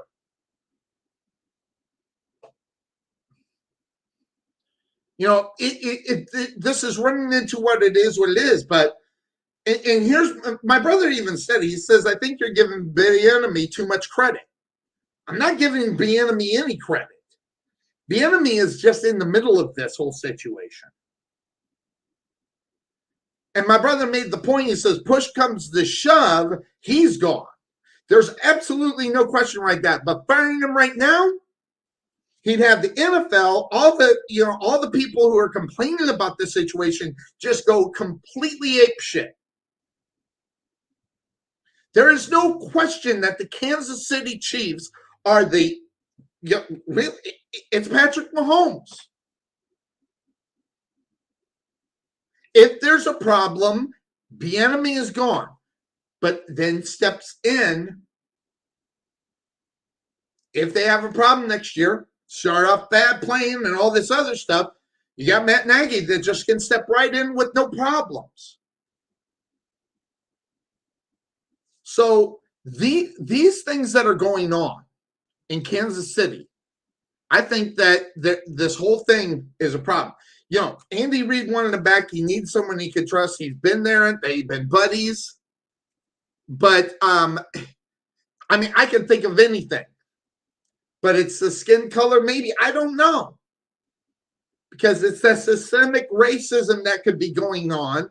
But they're buddies. Who else are you going to hire? You need to hire your buddy. And not to say that other people wouldn't do it. It's just the way it is. This is a horrible PR move for the Kansas City Chiefs that they're going to get rid of an Eric Bieniemy right now. My brother thinks I'm crazy. He says that's bullshit. He says everything don't have to be about race. And my brother is 100% right. It doesn't have to be about race. But if you don't think a firing of Eric Bieniemy right now would not stir up the conversation about race, I love my brother, but I think he may be a little naive. There's so much pressure right now in the NFL. I fully agree. Everything doesn't have to be about race, but I'm going to tell you right now, I think people would be all over the Kansas City Chiefs if they fired that and they brought in Matt Naggy. That would just start so much garbage. That'd be a dumpster fire that they would not be able to put out. So right now, Eric Bieniemy is still and renegotiated his contract. But if you don't think from that video that he was out there trying to defend and keep that situation under control, I'm a pessimist. I think that was spin control as best as Eric Bieniemy can do it. But that being said, what's going to end up happening here? Who knows? If they go 4-0, this whole thing blows over. Just like the things that happen within the NFL blow over when the games start being played. I'm not saying it's right. I'm just saying it's there. And, Nagy has coached out underneath Andy Reid for a long time. The old boys club, the old white boys club. But I'm just going to say, in a court of public opinion, if they fired him now, it'd just be way too much and it would never go away. I think there's a rift. I think there is a rift. I'm not sure what it is. I wouldn't be able to pinpoint what that rift is. But if you think that the Kansas City Chiefs were different this year were not different compared to the year they won the Super Bowl, you're wrong. Now, whether that is a defensive problem, which there was a problem with that up until game 8, and then they straightened it out and ran it through, which is what teams need to do throughout the season, keep adjusting on the defensive side of the ball, and then bang, they're good. And then now the offense struggles to win games. So who is all the pressure going on? Coming on the offense, coming on the shoulder of Patrick Mahomes. Then obviously the pressure of, Patrick Mahomes being on the shoulders of Eric Bieniemy, who's the offensive coordinator. The shit rolls downhill, right, guys? So we say that all the time. But, if they start sucking up the joint next year, they have a reason, excuse, and I'm using those air quotes, to get rid of Eric Bieniemy, and then just walking right in there, what are they going to do? Go hire someone that doesn't know what's going on the team? Nope, Matt Naggy just slides right in that spot. I think there is a feud. My brother's not buying the feud. I think there's something. And again, I don't know what it is. Bieniemy's, what he say? He says he doesn't, when he's bringing up issues and everything else, he's not attacking them and not taking it personal. And today's game and today's superstar, they have feelings. And that old-time feeling that Bieniemy is, saying is old school, and new school wants to be treated a certain way. So if Patrick Mahomes is unhappy with Eric Bieniemy, he will be gone. But it will be next year. And it will be, and listen, call me a pessimist again, but they've had that conversation with Patrick. Hey, man, we can't fire this guy right now. Okay, if next year, if we have, crap start and this is not working, then we can get rid of it and, we can do that, no problem. And then all of a sudden, Matt Naggy gets hired. Come on. Now, I'm not saying that Andy Reid should not have to be able to hire who he wants. But I'm telling you right now, and this, you can call me conspiracy couch all day long, but there's something going on here. And I don't know what it is. But there is a lot going on here that we're not catching up on. I'm telling you, you have to look out. Matt Naggy needs to, at least he's not a head coach. But man, sliding into a Super Bowl contending team, this guy should be a coach for the Giants, for God's sake. He should be a coach for the Atlanta Falcons, for God's sake. He should be a coach on one of the crappiest teams in the NFL. Here he is now. It's all set, putting himself right in the driver's seat to go right back to the Super Bowl. Well, go to the Super Bowl. I don't know. I mean, Andy, he was the offensive coordinator for the Kansas City Chiefs the year before that. So, buddy system still in work, still in play. There will still be people say, they're hiring their buddy. I don't know. Maybe he was good. I mean, maybe he wasn't a great head coach. We're obviously looking at that. But if you look at what's going on, Mahomes is changing the sport. He's changing the sport because of his iconic, presence that he brings. And if he wins another Super Bowl, just imagine. As it is, he's walking into the Hall of Fame, and this guy's been in the league for 4 years. But he's had that much of an impact that he, and the upside and the possibility, and at a young age winning the Super Bowl and getting an opportunity to get back there and do it again. So, good old boy system in play? Absolutely. If there's a feud, Patrick Mahomes is going to win it. Regardless of, hey, and it doesn't matter if Patrick Mahomes is right or wrong. It's just going to be Patrick Mahomes. So, say whatever you want. In Kansas City right now, they are in a bad PR spot, and if their real want was to get rid of Eric Bieniemy, it's just not going to be able to happen today. And think about this, with Patrick Mahomes, he is the Kansas City God. So watch out for what's going on there. That's a big, huge story. Just look at it. I mean, they practically, he kind of ran himself out of Chicago. And he's a guy in need of a job. Not that he couldn't sit out and be broke and he wouldn't be able to pay his bills, all that. No, he'd be fine. But he wasn't looking for a job. And this is a JIC hiring in Kansas City, if I've ever seen one, just in case. So, interestingly enough, I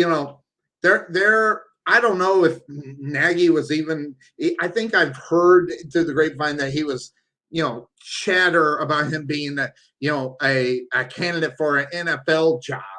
But there he ends up right back with Andy Reid.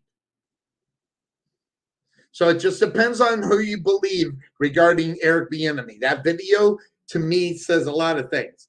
Personal attacks, they're not personal. But today's superstar, they take him because you have to be careful. You have, I'm actually on Bieniemy's side on this. I am so on Bieniemy's side on this. It's unbelievable. Oh, the crybaby bullshit. And he gets his way. I don't know. I don't know. We'll see what happens. But that Kansas City story is going to be there. It's going to be one that's going to be done in the offseason. It's one we're going to talk about. I was hoping that we could get Cuervo on here so we could talk about it some more and get his take on it, because I would love it, because he's the new school. But to that point, he's not the crybaby guy. So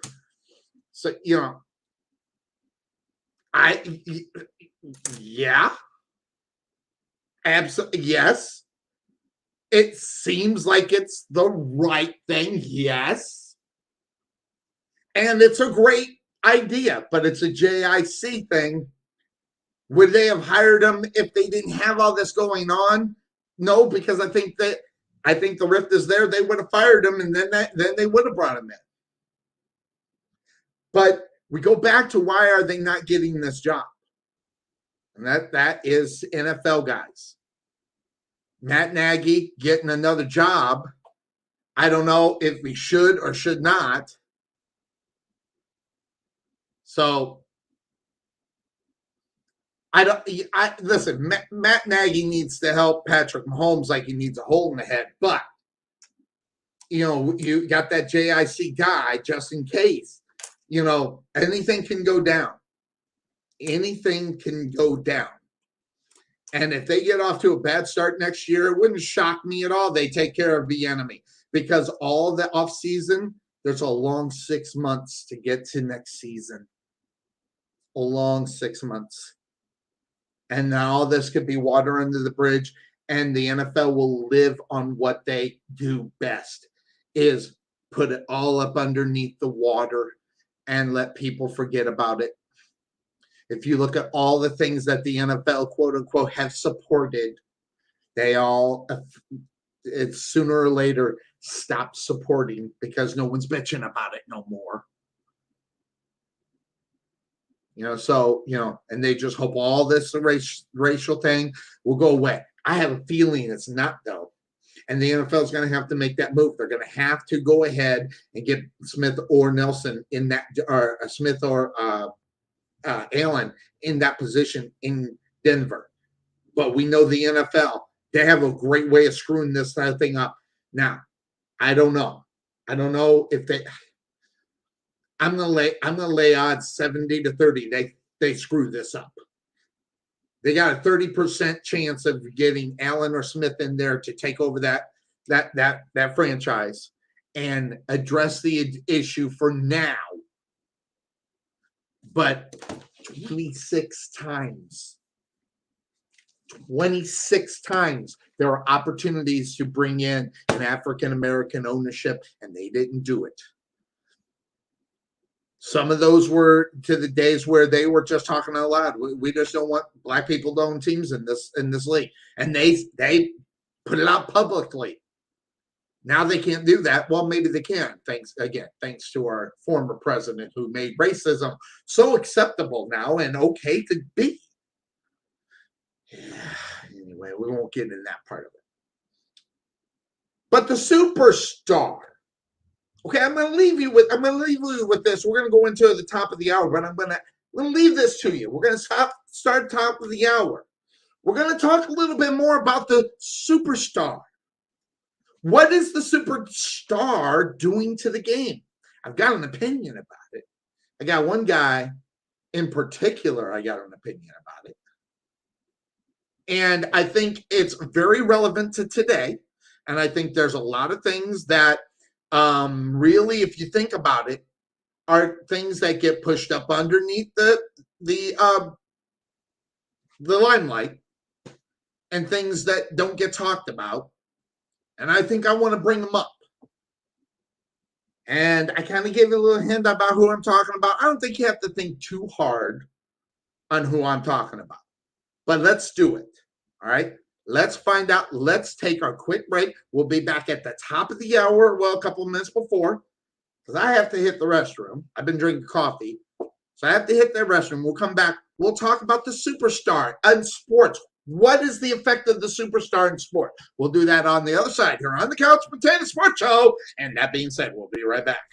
At Wesson General Contracting Incorporated, we're your one-stop shop for all your general contracting needs. We are locally owned and with over 20 years of experience, so roofing, gutters, sidings, fence staining, painting, foundation problems, or roof damage are no problems at all. Give us a call at 214-200-5588. That's 214-200-5588. Wesson General Contractors, proud sponsor of the Rowlett Eagles radio broadcast.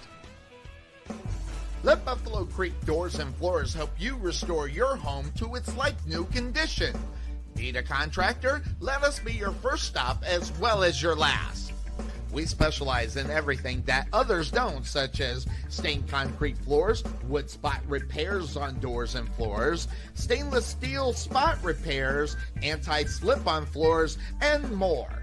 Want to see what kind of work we do? Check out our Facebook page and you can see the craftsmanship you'll receive and expect from Buffalo Creek Doors and Floors. Give Rodney James a call at 214-536-2607. That's 214-536-2607. Or check him out on the web at www.buffalocreekdoorsandfloors.com. This is Sonny Clark, radio voice of your Rowlett Eagles, letting you know about Liberty Air and Heat. Everybody knows what the Texas Heat can do to your air conditioning and heating systems. That's why you need the experts that deliver the best and most honest service in the Rowlett area. We provide the high-quality air conditioning and heating services that keep you more comfortable when you need it. We strive to always meet and exceed customers' expectations, competency, and accountability, as well as satisfaction. So contact Liberty Air and Heat at 469-678-9444 or visit them on the web at libertyairandheat.com.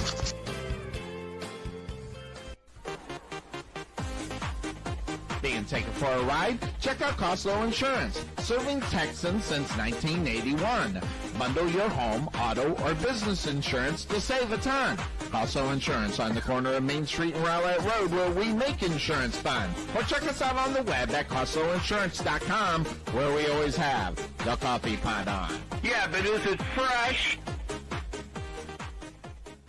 The prospect of retirement can be exciting and scary at the same time. At Nest Egg Wealth Advisors, we have found many people either approaching or currently in retirement fail to truly maximize some of the benefits offered to them, primarily Social Security.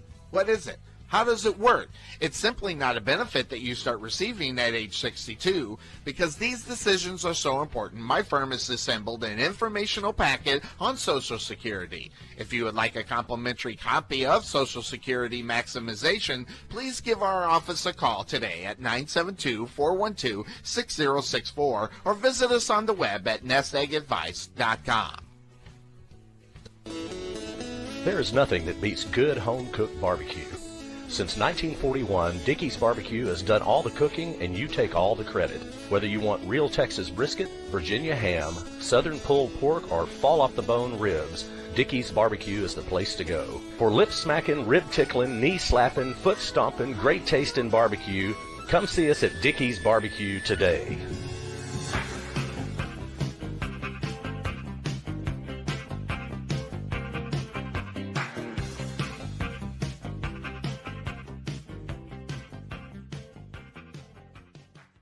This is Sonny Clark, radio voice of your Rowlett Eagles, letting you know about Karen McKinney of Budget Blinds of Rowlett. Find a little inspiration by browsing our product, whether it be the latest trends, child safety, or smart home technology, and more.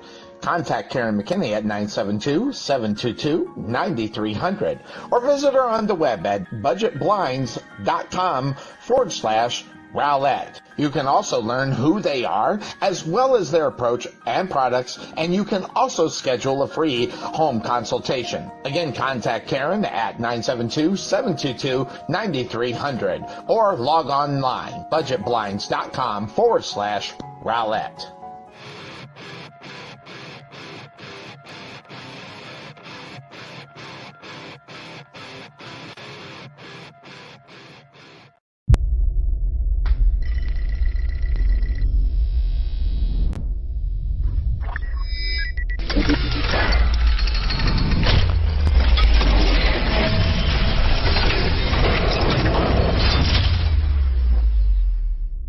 And welcome back into the Couch Potato Sports Show. It is me, Sonny Clark, the hardest working man in sports radio, as we are here on our Sunday tradition that continues on. Guys, again,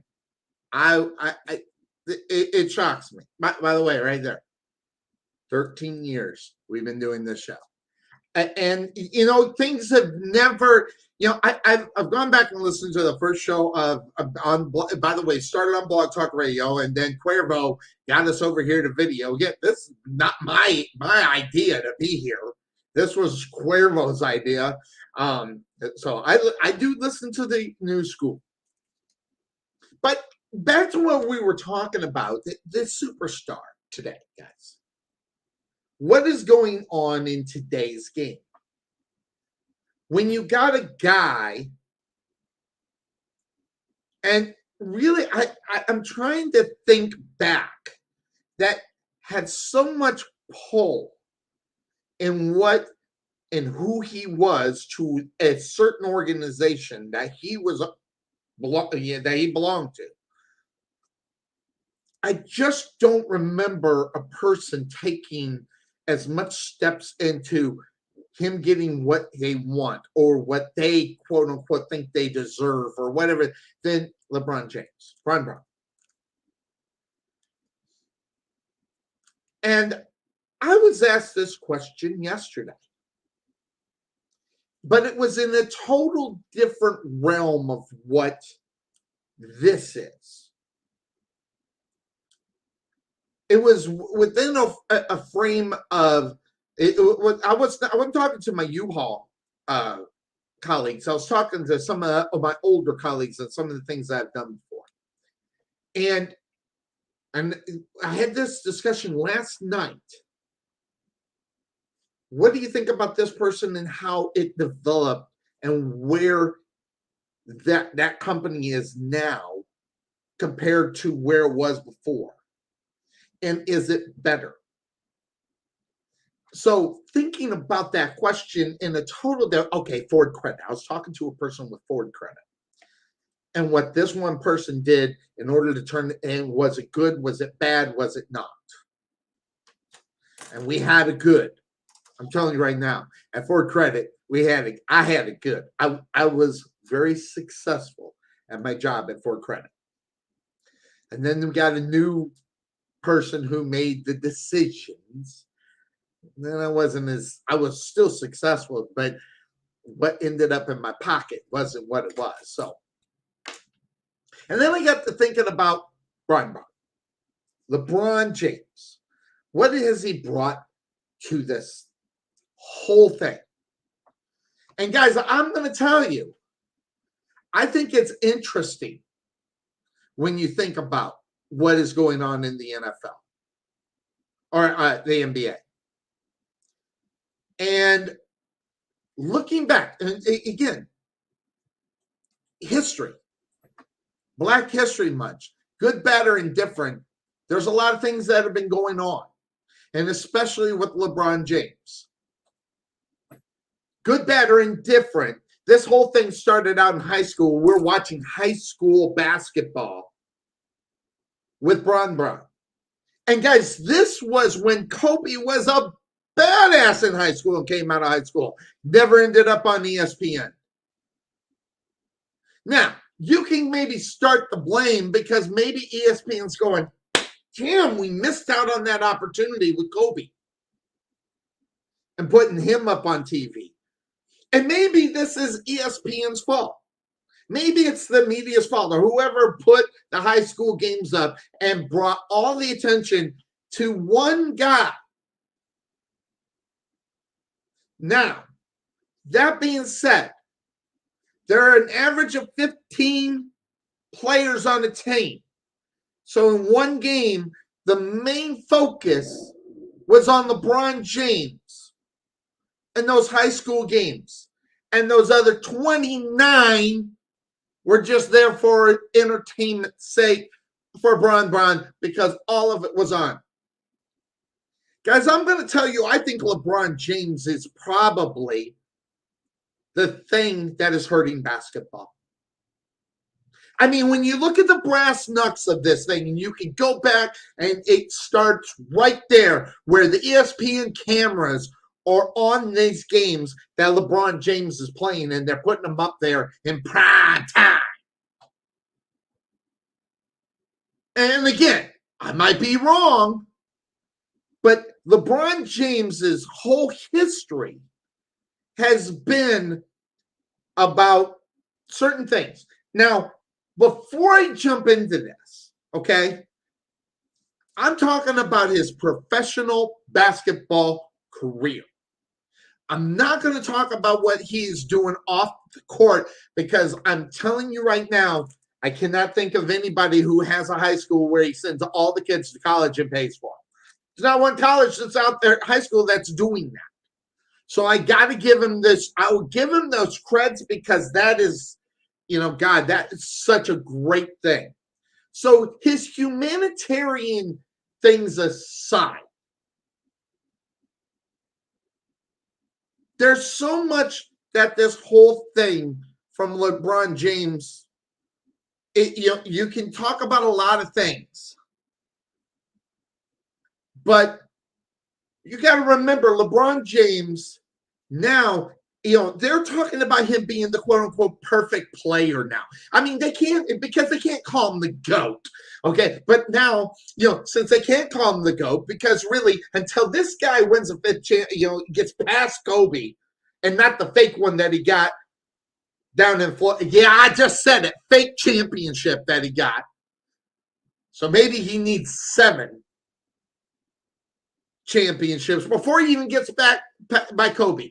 He can't carry Kobe's jock. I don't care what it says. So now, the way that media and people to put everybody in the past and forget about now that starting with King James and everything and all this other stuff. Now everybody's saying the perfect player.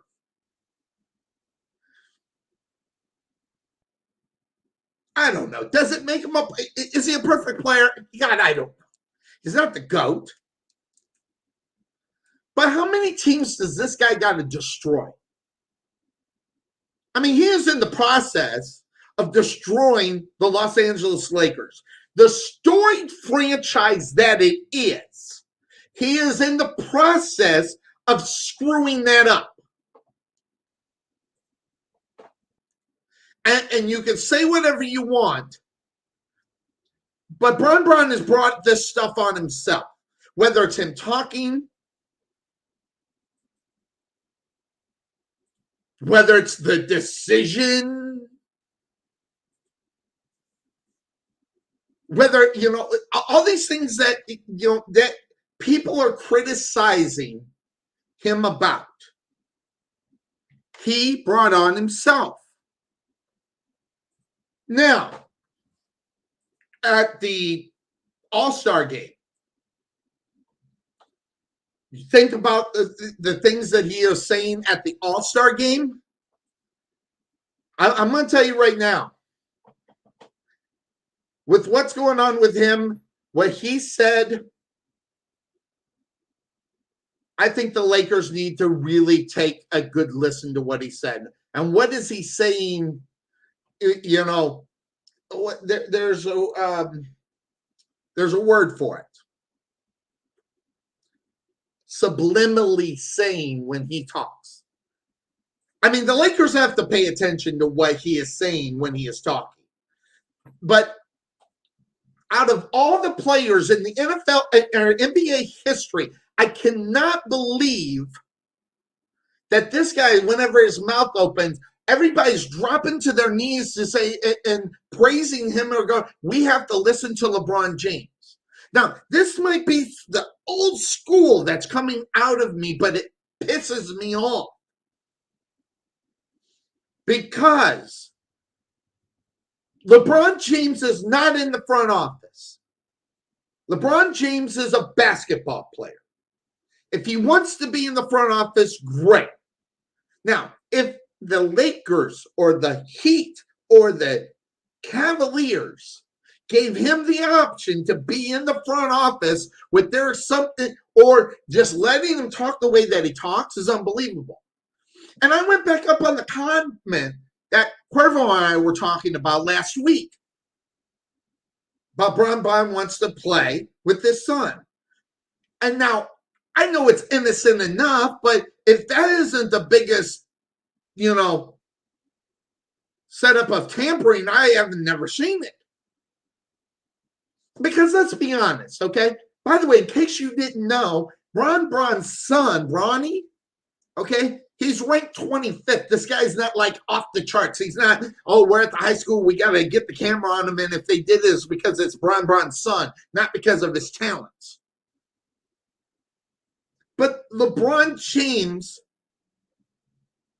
his son is about the 25th best one, which in turn, 1 year in college, what he does there, he's going to have to do something really good. Because I don't know. The only reason, basically based upon where he is in his thinking and where he is in his progress, how much would he learn from his dad or whatever the case may be before he becomes NBA eligible? I don't know. But I will say this. when a team is going to be going for Bron Bron, and listen, I'm going to call it 2 years, or he will be the number one pick of any team, and Bron Bron is going to be a part of it. Now, Bron Bron says, I don't think it's not about money. And listen, I'm too much of a pessimist, way too much of a pessimist, because unless he signs for the league minimum, it's useless. So his words mean nothing. They go in this and right out here. And by the way, whose fault is that? That's LeBron James's fault. He's got me to where I am with him. I mean, if you look at the whole thing as far as LeBron James is concerned, through the media attention, through high school, all the negative talk is coming to him. It comes on him. You got to remember, the Cleveland Cavaliers, who treated him like he was Michael Jordan, he was treated like the NBA gods in the city that loved him and the city that would always support him. He turned the back on him. The decision. You remember the decision? Turned his back on the team and taking his talent somewhere else. And not to win 1, not 2, not 3, not 4, not 5, not 6, but 7 championships. He's far short of that.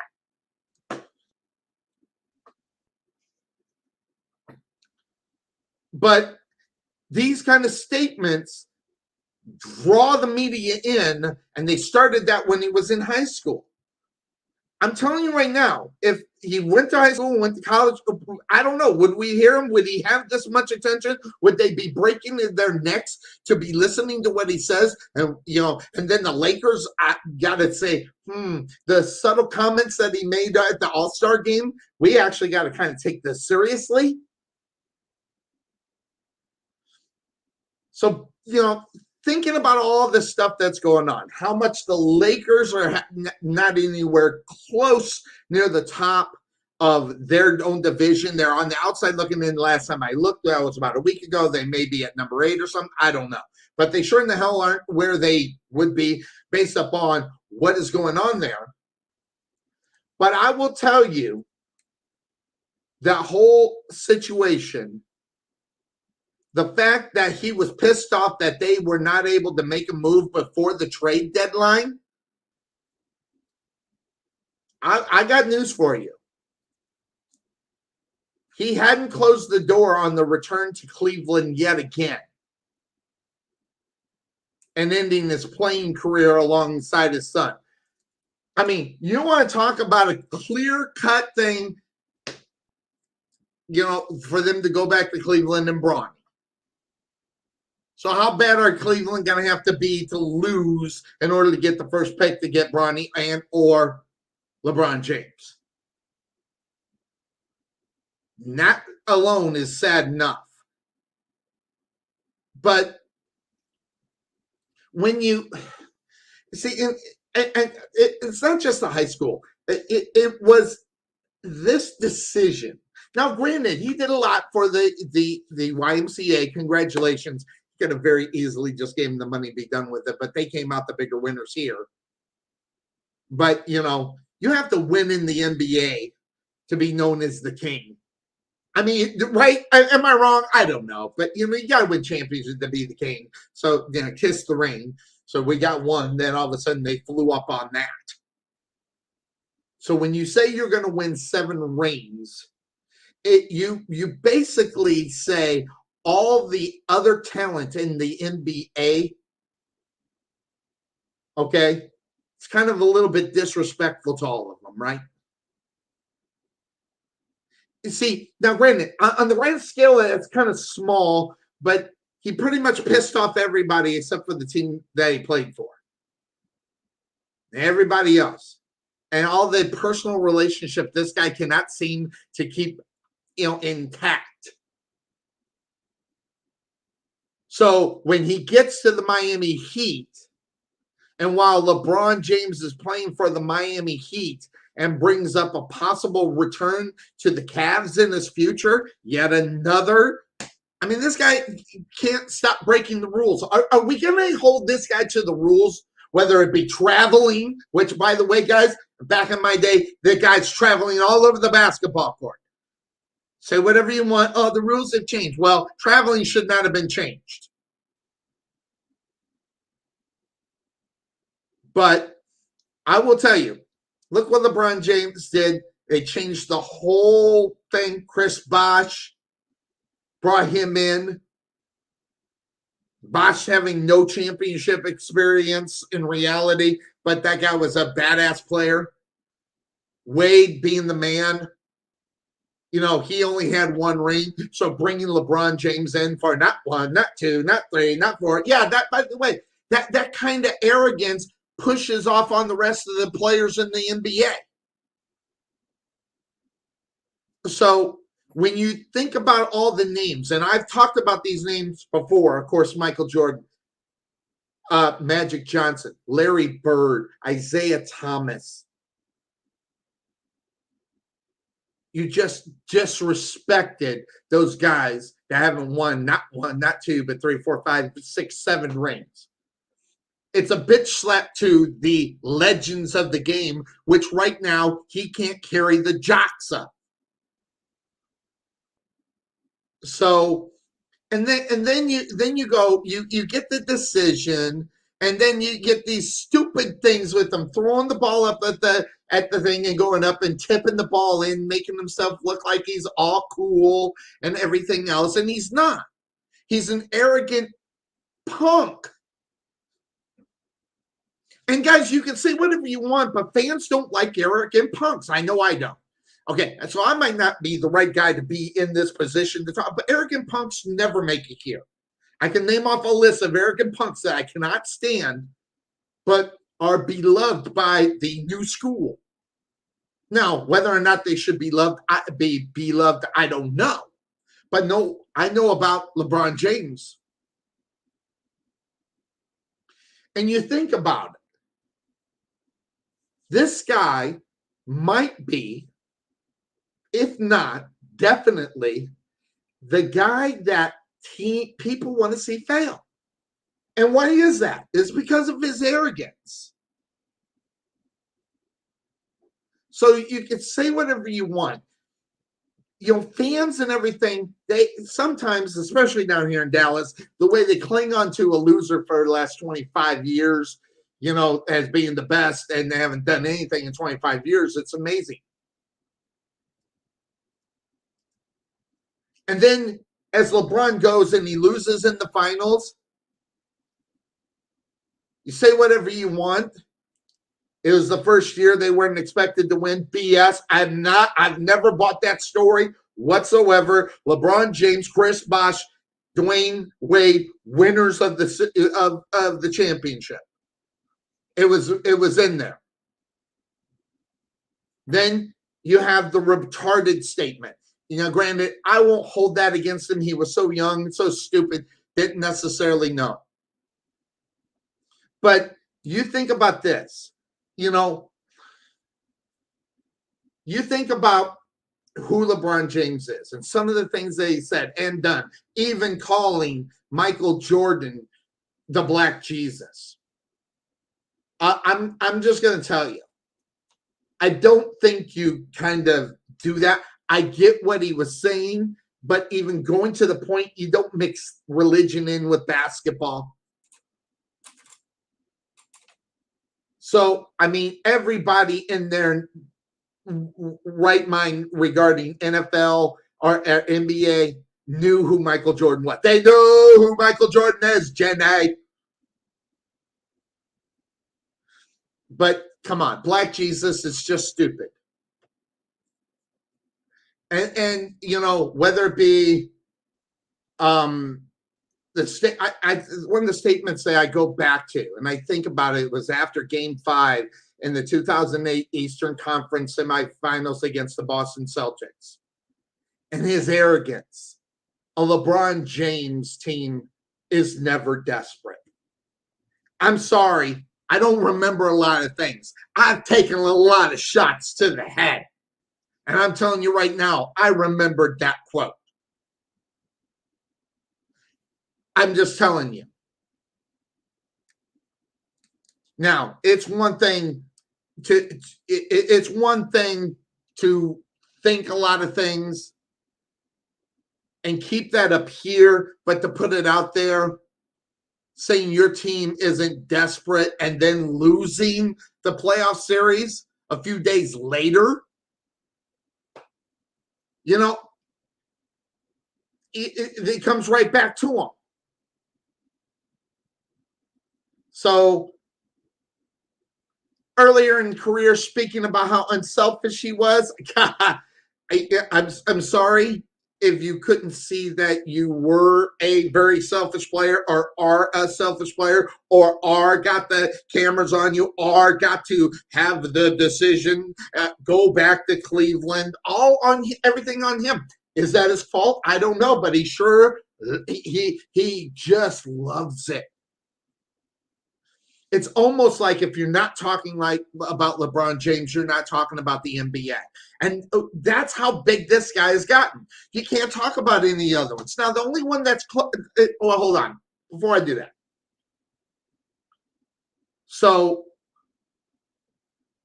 the whole thing to me, when I think about him being a member of the Heat, no fans wanted to hear about you going anywhere else. I mean, after not 1, not 2, not 3, not 4, not 5, 7. The last thing the Heats wanted to do that and then to turn around to go back to Cleveland. And Cleveland is going to be my last team. The Cleveland Cavaliers will be the last team to ever want you on its team.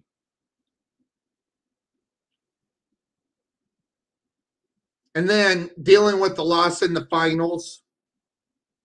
If you think about it, out of all of the teams, the Dallas Mavericks, yes, with one of the most overrated basketball players in NBA history in Dirk Nowitzki. I could talk to you all about that a lot later on, but think about what this whole thing was. This was LeBron's tweet following the Heat's game, number 6. I want you to think about this. So, the tweet was, the greater man upstairs know when it's my time. Right now isn't the time. But it was the Dallas Mavericks. They should have beat the snot out of them. Didn't happen. And then LeBron James on a 55-point loss. By the way, 55 points they lost this game. It's amazing how karma will kick you square in the ass when you are a LeBron James. So think whatever you want. A 112.57, you bitch slap. It just caused so much of an uproar. And then, putting the blame on anybody but himself, he puts it on the defense.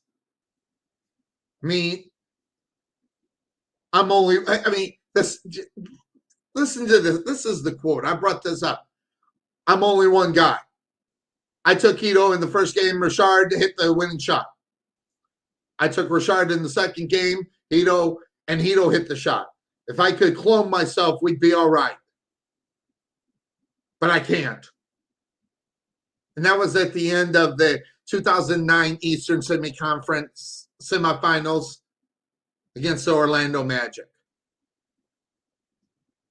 Yes, he made 3 all-defensive teams over his career. Yes, he is a good defensive player. But, when you tear down your teammates publicly, how do you expect them to respond? I'm a winner. I'm a competitor. That's what I do. It doesn't make sense for me to go over and shake everybody's hand when he ignored the handshake. And we'll talk about that in a moment. But I'm telling you guys, and these are just things that I know of. I wrote these down, and what he talks about. This guy has dug his hole. Is it his fault? We can sit here and talk about it all day. Is it his fault? But the answer to the question is yes. It is his fault. Oh, and you are right. You are right. Ray Allen was brought in too. The list goes on and on. So what I'm looking at, because I'm going to tell you, I'm just being honest. We've done this show for 13 years. I stopped watching basketball about 8 or 9 years ago. Because why? This guy. It's NBA. First of all, the NBA was unwatchable because of the situation. But LeBron James is the problem with the NBA. LeBron James demanding any owner to do whatever he wants to be done, it just tells me the guy has way too much power. And, the Lakers are getting sick of it. And I'm glad Judy Buss is about ready to bust him out. I would love for them to bench his ass. But I lost all respect to the coach because the coach had to ask to bench, I think it was Iverson, had to ask if he could bench him. Last time I looked, you were the coach. If you want to bench him, bench him. Oh, but we might offend. We might offend you. We don't want to rock the boat. We don't want to make anybody mad. We don't want to. We can't have the teams unhappy. We just can't do. Oh, these kind of guys need to go. Now, I know some people will criticize me for thinking that way, but I don't think one guy and the whole NBA should just be handling everybody else in teams like puppets. They're players. I just said it. They're players. They're not owners. They're not putting their money in it. They're getting money from it. The puppet playing is not the place for basketball players. And I'm sorry he's not. And I don't care how everybody thinks he's so smart. Well, if he's so smart, he'd have enough money to own his own damn team. And hell, Michael Jordan can't even handle that right now.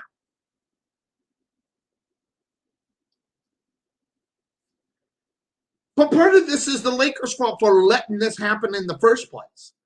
They should have put LeBron James in his place. Now, they tried to do that in Miami. That didn't work. Pat Riley. Pat Riley used to be a guy, a coach, and then he turned out to be the biggest wuss.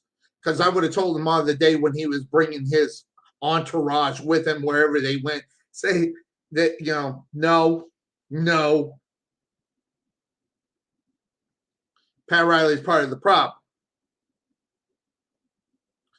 But this kind of guy doesn't do good for it. Why? Well, let's just think about it. I've called high school basketball. Love it, by the way. Love calling basketball. Basketball's so much fun. But these kids are so lost. Some of these kids are so lost because whether it's the coach, parents, or whatever, just trying to heave greatness on these kids, and they can do no wrong, you end up with this. See, this is bad enough. This is a showing of your ass, and then you are just reinforcing that to your own son. I'm sorry. That's embarrassing. This right here, and your son following, oh, look how great I am. I'm Bron Bron. That kind of thinking, look how great I am. Look at me. He's just handing that down to his son. Yeah, I just said it. I don't care. Bring him on. Email sonnyclark24@gmail.com. Bring him on. Because if you think that that's the way that this kid should be taught, then you're wrong. And LeBron James is wrong too. Yeah, I said that too. He's doing a horrible job at teaching how to teach your kid to have what is called, and what you should have, is called sportsmanship. Now, granted, I have defended some guys for not having that sportsmanship because of the emotion of the game, whether it's not shaking hands and everything else, Cam Newton and everything else, the emotion of that moment right there. But in general, these guys need to have,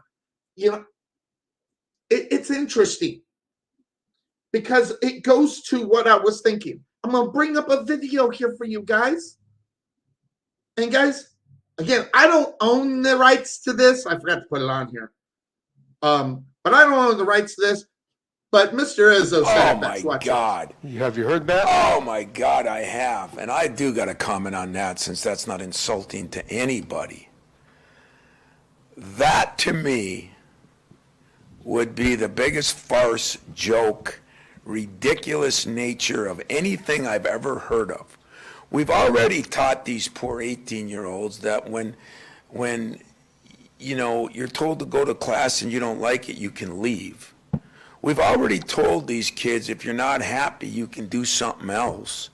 We've already told these kids that it's hard to hold them accountable, and now we're going to tell them to not man up and walk down a line on somebody who's kicked your butt. Man up. And have enough class to shake their hand is utterly ridiculous. So if the president said it, I think he's full of it. If the best coach in America said it, I think that gets me way more than this incident, because we're already teaching these kids nothing. And then we're going to do something like that. Those are the moments when I just think that you learn the most about people. I mean, I don't know. I mean, I didn't like it last year when some people waved, I didn't care if I got COVID. I'm going to go down there and shake the guy's hand.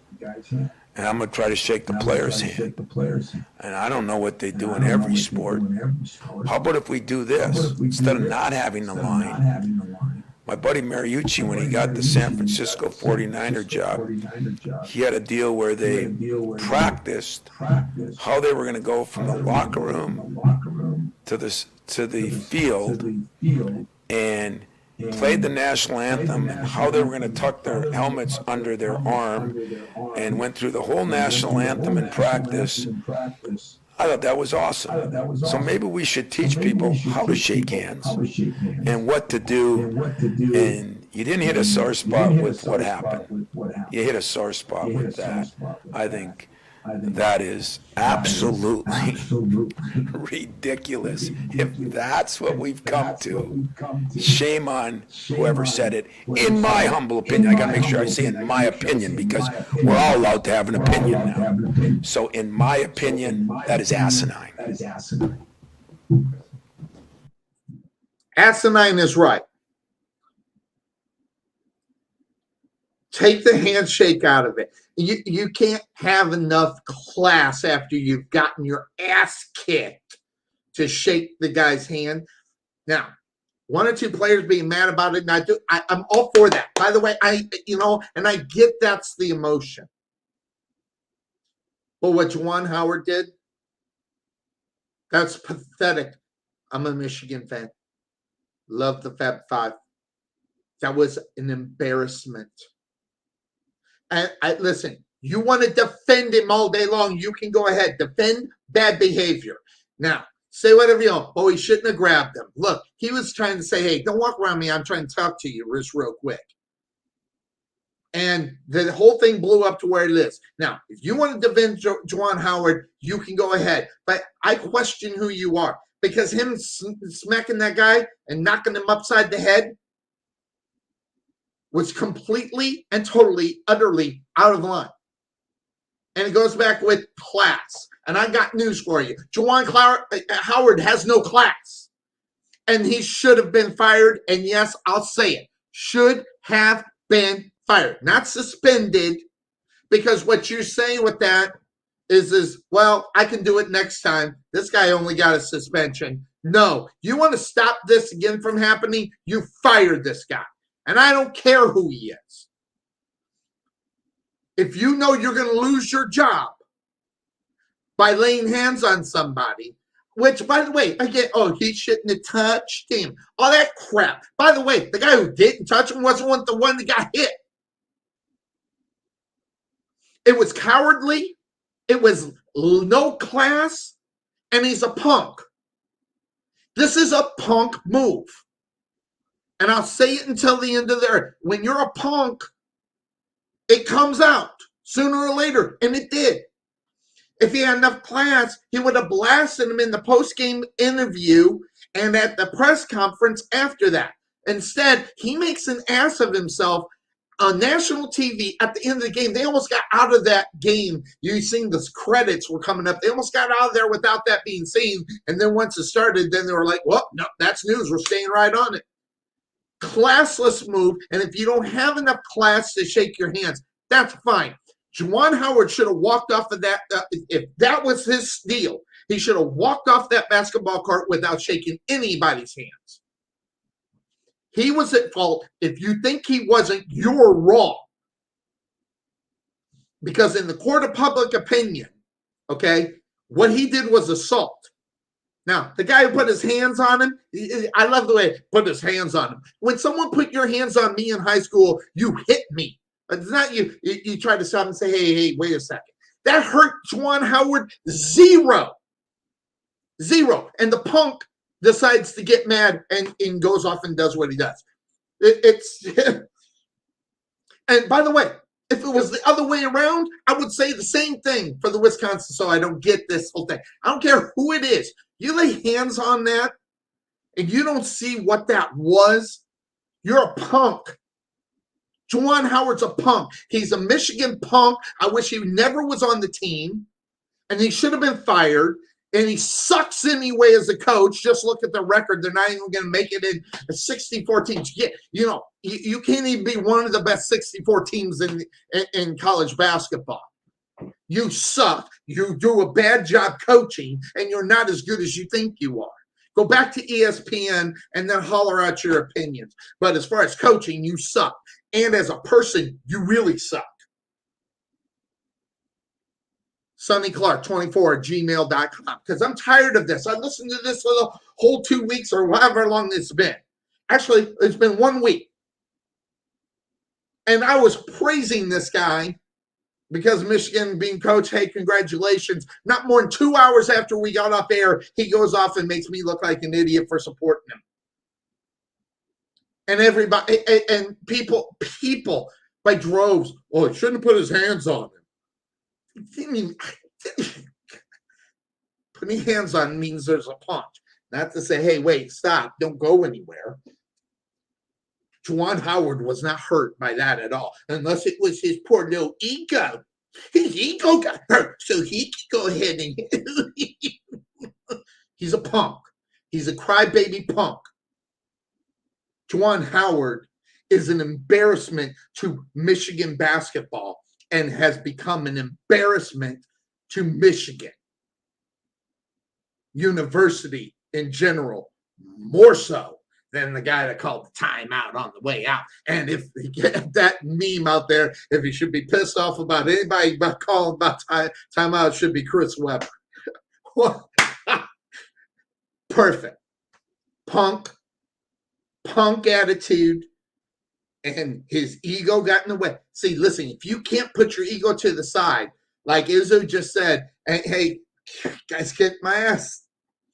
Listen, ask Jim Obenauer, co-host on this show sometimes, how many times I wanted to kick his ass after him kicking my ass in the game. Never did that. I love the guy. Should have brought out the best in Juwan Howard. That's what that situation should have been.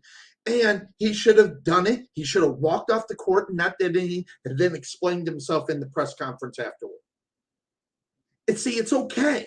See, I'm okay for him not shaking hands. Again, this was not a big incident with him stopping and listening and wanting to talk to him. That wasn't a big incident. You don't put his hands on me. You don't put your hands on me. Seen some movie where this big buff bodybuilder, don't put your hands on me. It's not a punishable offense, and it's not a solid side you had. By the way, didn't even hit the guy, put his hands on it. So come on. Why can't we just call a punk? Okay? He's a punk. There are many incidents in sports history where punk comes out. Listen, it's okay, but you're still a punk. Now, Whether or not I'll ever get over that part, that'll be on me. But it just says something when you don't get fired for hitting somebody at work. But by the way, at work. This wasn't, hey, listen, I'd have more respect to go and say, hey, let's meet outside. Yeah. We'll settle this. We'll settle outside. See, I'm all for that too. You're on national television. You completely and utterly embarrassed yourself. You embarrassed the program. You embarrassed the university, and you should not allow to be having a job. It's pathetic. It is sad. And those that support him, you're just as bad as he is. Yeah, I said it. Sonny Clark 24 Gmail. I'm sure I'll get 1 or 2, 3, 4. Now, I want to go to this. I mean, I hate this story, but at the same time, I'm just going to do it because this is who I am. About 8 years ago, maybe 9, I got a Super Bowl champion interview with Doug Williams. Might have been 13. It might have been right at the beginning. I don't know if Cuervo was with me when I got the Doug Williams interview. I don't think he was. So it was probably around 13 years ago. And Doug Williams, I love you because you came on the show, but he's not going to support Hugh Jackson's Grambling team with Art Browse on the staff because of all the sexual harassment and everything. And you know, Doug, you just kind of forgot something. You're working for a guy that's that way. How come by the way, Doug Williams, how come you have not resigned your position for the Washington Commanders?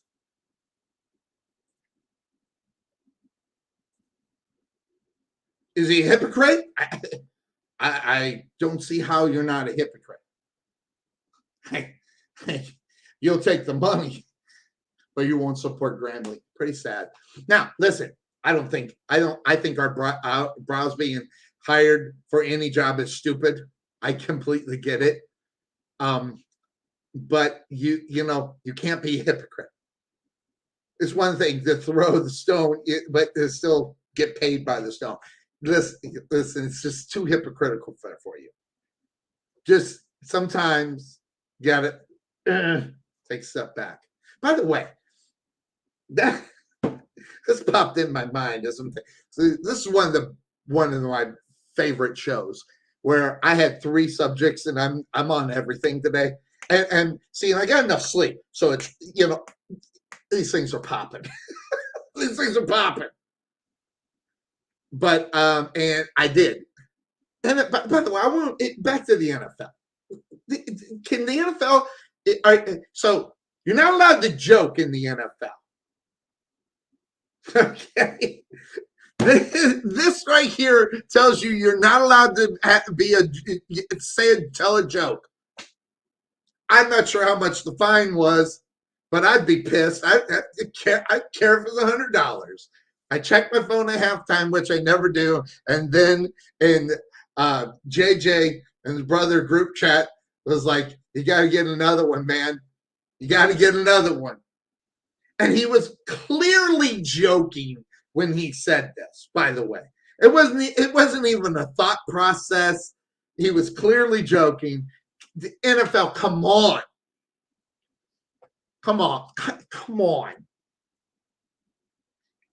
You're getting criticized for something that you shouldn't have. You should have had a talk with them and left it alone, is what you should have done. Sometimes you just got to leave that alone.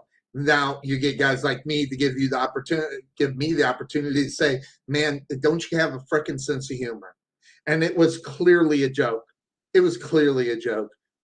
No Fun League definitely slapped across your face right there. Slapped across your face. Other NFL news, guys. Hey, I'm telling you right now, Carson Wentz, that's a bad game to lose, my friend. You can't playoff shot on the line. And you can't beat the Jacksonville Jaguars. Now you're rumored to be everywhere.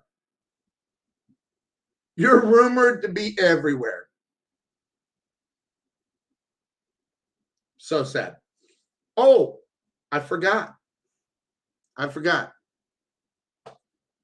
Bron Bron, being that superstar that it is, how soon I forget about that guy. Is this guy good for football? He wants so much of a say on a community-owned team that he really shouldn't have a say. Yeah, I said that too. I don't care what the consequence, who he is or what position he plays. This guy's not even smart enough to know that, you can't demand these kind of things from a community-owned team more so than anything. But I saw a post, and it has been rumored that one Aaron Rodgers wants $50 million.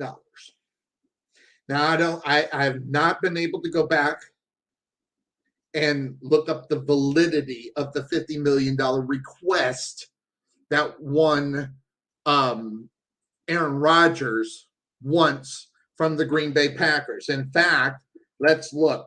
Aaron Rodgers and $50 million. Let's see, because there it is. All right, there it is. And I was right. There's been rumors that he wants $50 million.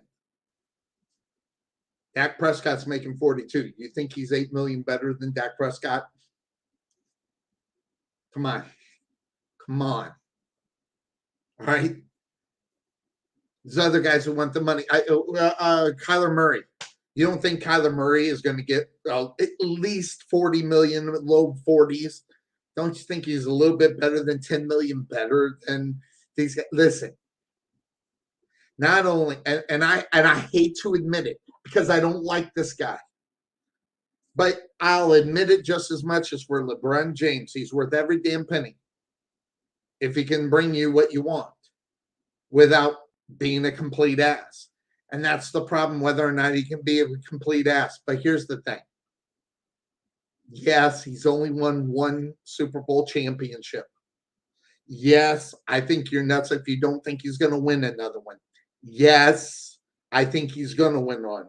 Yes, I think that he's going to win another MVP. Yes, I think he's worth $50 million. Now, that's easy for me to say. I'm not paying the salary. Here's what I will say.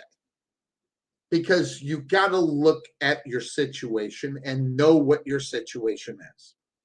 Aaron Rodgers, it's not like this guy is not getting paid a big amount of money to play football. And I'm just going to say it for me. Okay? I don't know what anybody else feels about it. I think he's worth $50 million except for one team in the NFL, except one. And that's the Green Bay Packers. Why? It's a community-owned team.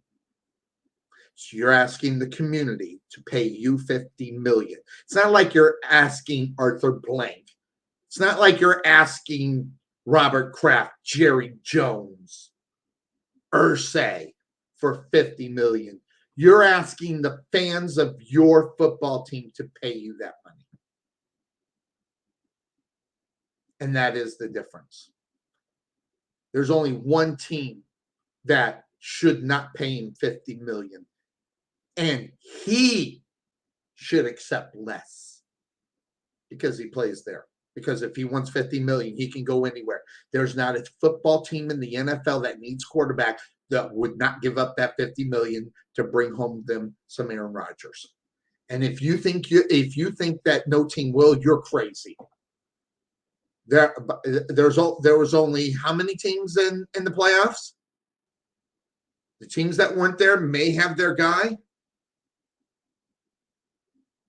Of course, the rumor is the Denver Broncos. The Denver Broncos should pay him $50 million. Listen, I'm going to tell you what I think. And I think he needs to do the hometown discount. save the community $10 million, get paid $40 million. He's got more money than God with all these stupid endorsements and everything else. By the way, I'm not talking about his cleanse. I don't give a rip about what he does to empty out his bowels or clean it out. I don't care. And I don't care what kind of stupid story it is. But when you talk about talent on the football field, you're talking Aaron Rodgers is worth $50 million, except to the Packers.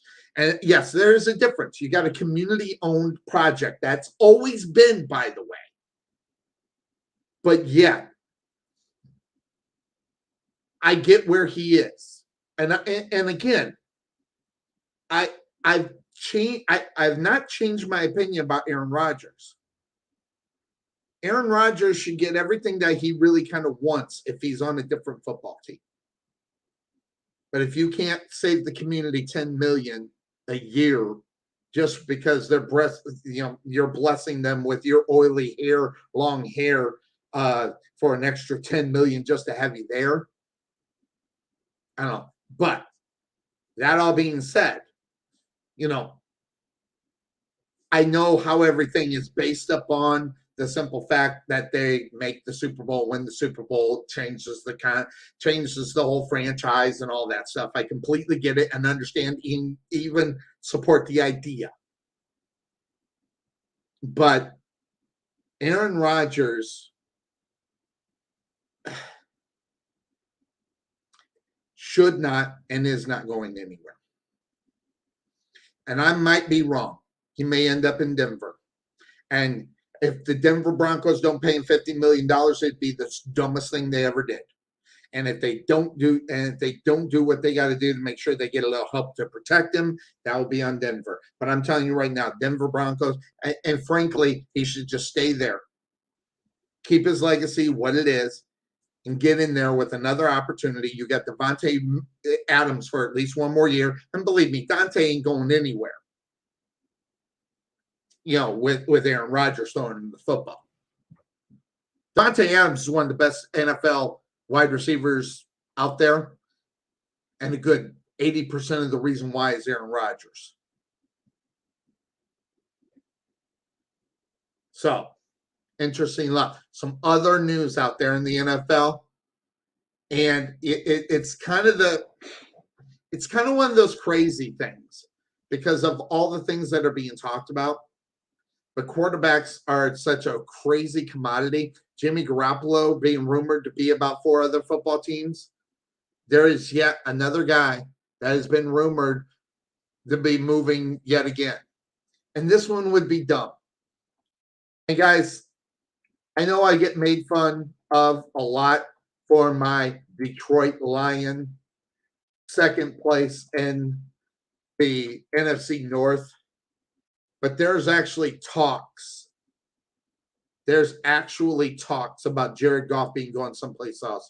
And this is one of the dumbest things I think I've heard from the Lions. You just traded off all these first-round draft picks for this guy. Listen, Jared Goff could only do so much. And guys, I'm not saying Jared Goff is a great quarterback. He's a capable quarterback. He ran the Rams to the Super Bowl. Okay, so regardless of what you think of what kind of quarterback he is, the guy was in the Super Bowl. He's a Super Bowl caliber quarterback. Yes, he is. Now, does he lack in a couple of skills? Absolutely, but he led that team to the Super Bowl. Garoppolo, the same thing. These are the reasons why we're hearing about these guys being talked about for quarterback vacancies in places like Pittsburgh and Indianapolis. But Jared Goff and the Lions, unfortunately, this is a marriage of convenience now because the Lions gave away the farm to get rid of Matthew Stafford and got what they got. But this was part of the deal. I understand the draft picks and I get it. But if you take away Jared Goff, who are you going to leave back there to try to lead the Detroit Lions? David Blah, Tim Boyle, Steven Montez? Come on. Lions need to stop. And again, I don't know how the rumor started, but if there's any truth to that one, they're insane. Again, I'm not saying I'm not saying that Jared Goff is the second coming, but I'm saying he's not as bad as everybody seems to want to make him. So Matthew Stafford can have the excuse of the line, but Jared Goff can't. Come on. Give it a little substance, and I think you'll be fine. So yeah, I don't know. It's just one of those things where it is. Again, guys, I'm still trying to bring home Jimmy Smith to the show. Bring him on, and then of course I do want to get Mr. Mark Brunell on the show. I'm trying hard. It's not an easy thing, but I can get it done. I think I can. But I need to have Jimmy in first before I think I get Bruni, okay? So we'll keep that up on. Yes, I'm a Jaguar fan. Listen, and I got ties to them, so I can't really I might be, and I'm in the process for Cuervo's sake, trying to get Doug Plank on the show. And that would be a great show. That would be fun, because last time I had Plank on the show, we were talking indoor football. We weren't talking Bears. And he's already got a list of 50 questions that he has for Doug Plank. So 56, So that kind of thing. So, by the way, again, let me just let everybody know that where we are as far as all right, 40. I said 56. It's 46 defense. Duh. Where we are in time, Sunday is going to be a time where I'm going to be looking around noon, but I'm also going to ask Cuervo when his schedule opens up for him to be on for as long as he can. And like today, it just didn't work out. We tried to do that. We were actually going to go on real early today. And I would have made that regardless of what I had to do because Cuervo was on there. But we will be looking at the convenience of Cuervo. But I'm shooting normally for around 2 or 1 o'clock, depending on what I'm going to be doing at that time. So you look out for the Couch Potato Sports Show. We'll be up and running, ready to rock and roll. The off season brings up all kinds of things, so you never know when we'll pop up during the week and throw it. But we'll always have our Sunday show that we'll be having at this time or sometime on a Sunday. Obviously, I do other stuff, but more than the fact just bringing it here. That'll be part of it. So keep your eyes and ears open for the Couch Potato Sports Show, whether it's up Seattle or wherever you're listening, wherever we are for this time. Got a little bleep action today, and I put that out there. I'm sorry, but sometimes the emotion of this gets kind of just, sometimes you just got to say certain words. By the way, before we get on, I'm putting this picture up again. Because it just makes it go up. Not that one. By the way, Flores joining the Steelers, pretty cool thing. So, by the way, but this picture ticks me off. Completely ticks me off. If you want to illuminate your dad, do it on the court by your play, not by your antics. And that's what I'm going to leave everybody with today here on the Couch Potato Sports Show. I don't want to see that kind of stuff. I want to see you play the game, not antics, and not bringing a joke to the basketball court, because literally that's what I think of it. Anyway, I hope everybody has had a great week. There's going to be a lot of weeks where we'll have a lot to talk about. There'll be a lot of weeks where we won't have a lot to talk about. But guys, again, the NFL about ready to trip over themselves. Okay? With their massive ego, and they are going to mess this up. Mark my words, the NFL is going to mess this up as far as the ownership of the Denver Broncos. We'll keep you ahead of the game on that as far as that is concerned. Before we go, just want to make sure that there's no great big news that while we were on air, we missed as far as the NFL is concerned. By the way, baseball and the lockout, that's going on, and that's not liable to go away. So look out for that one. That's why I want to get Lenny Melnick on, because I really want to talk about what is behind it, because I'll be honest, I haven't dove into the reason why they are where they are.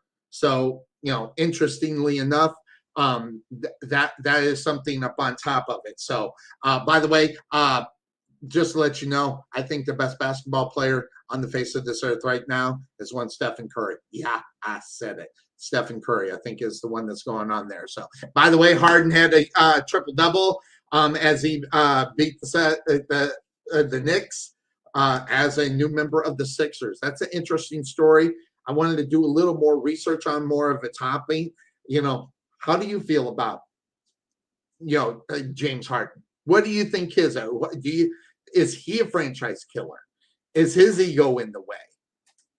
Could be. How? I don't know. So we'll do that. Again, guys, next week right now I'm shooting at noon for Sunday. And if something pops up with big major news where Cuervo and I will get up online, we will do that. So make sure you keep your eyes and ears peeled. Always check it out on Facebook, guys. I'm not on these other it's just figuring out Facebook is enough and their petty BS that they put out where they can't, that they won't have something they're going on, but it is what it is. But that's going to do it for us. Couch Potato Sports Show, 13 years in the making. We're in the baker's dozen. Hope everybody has a great week. We'll see you next week on the Couch Potato Sports Show. And that being said.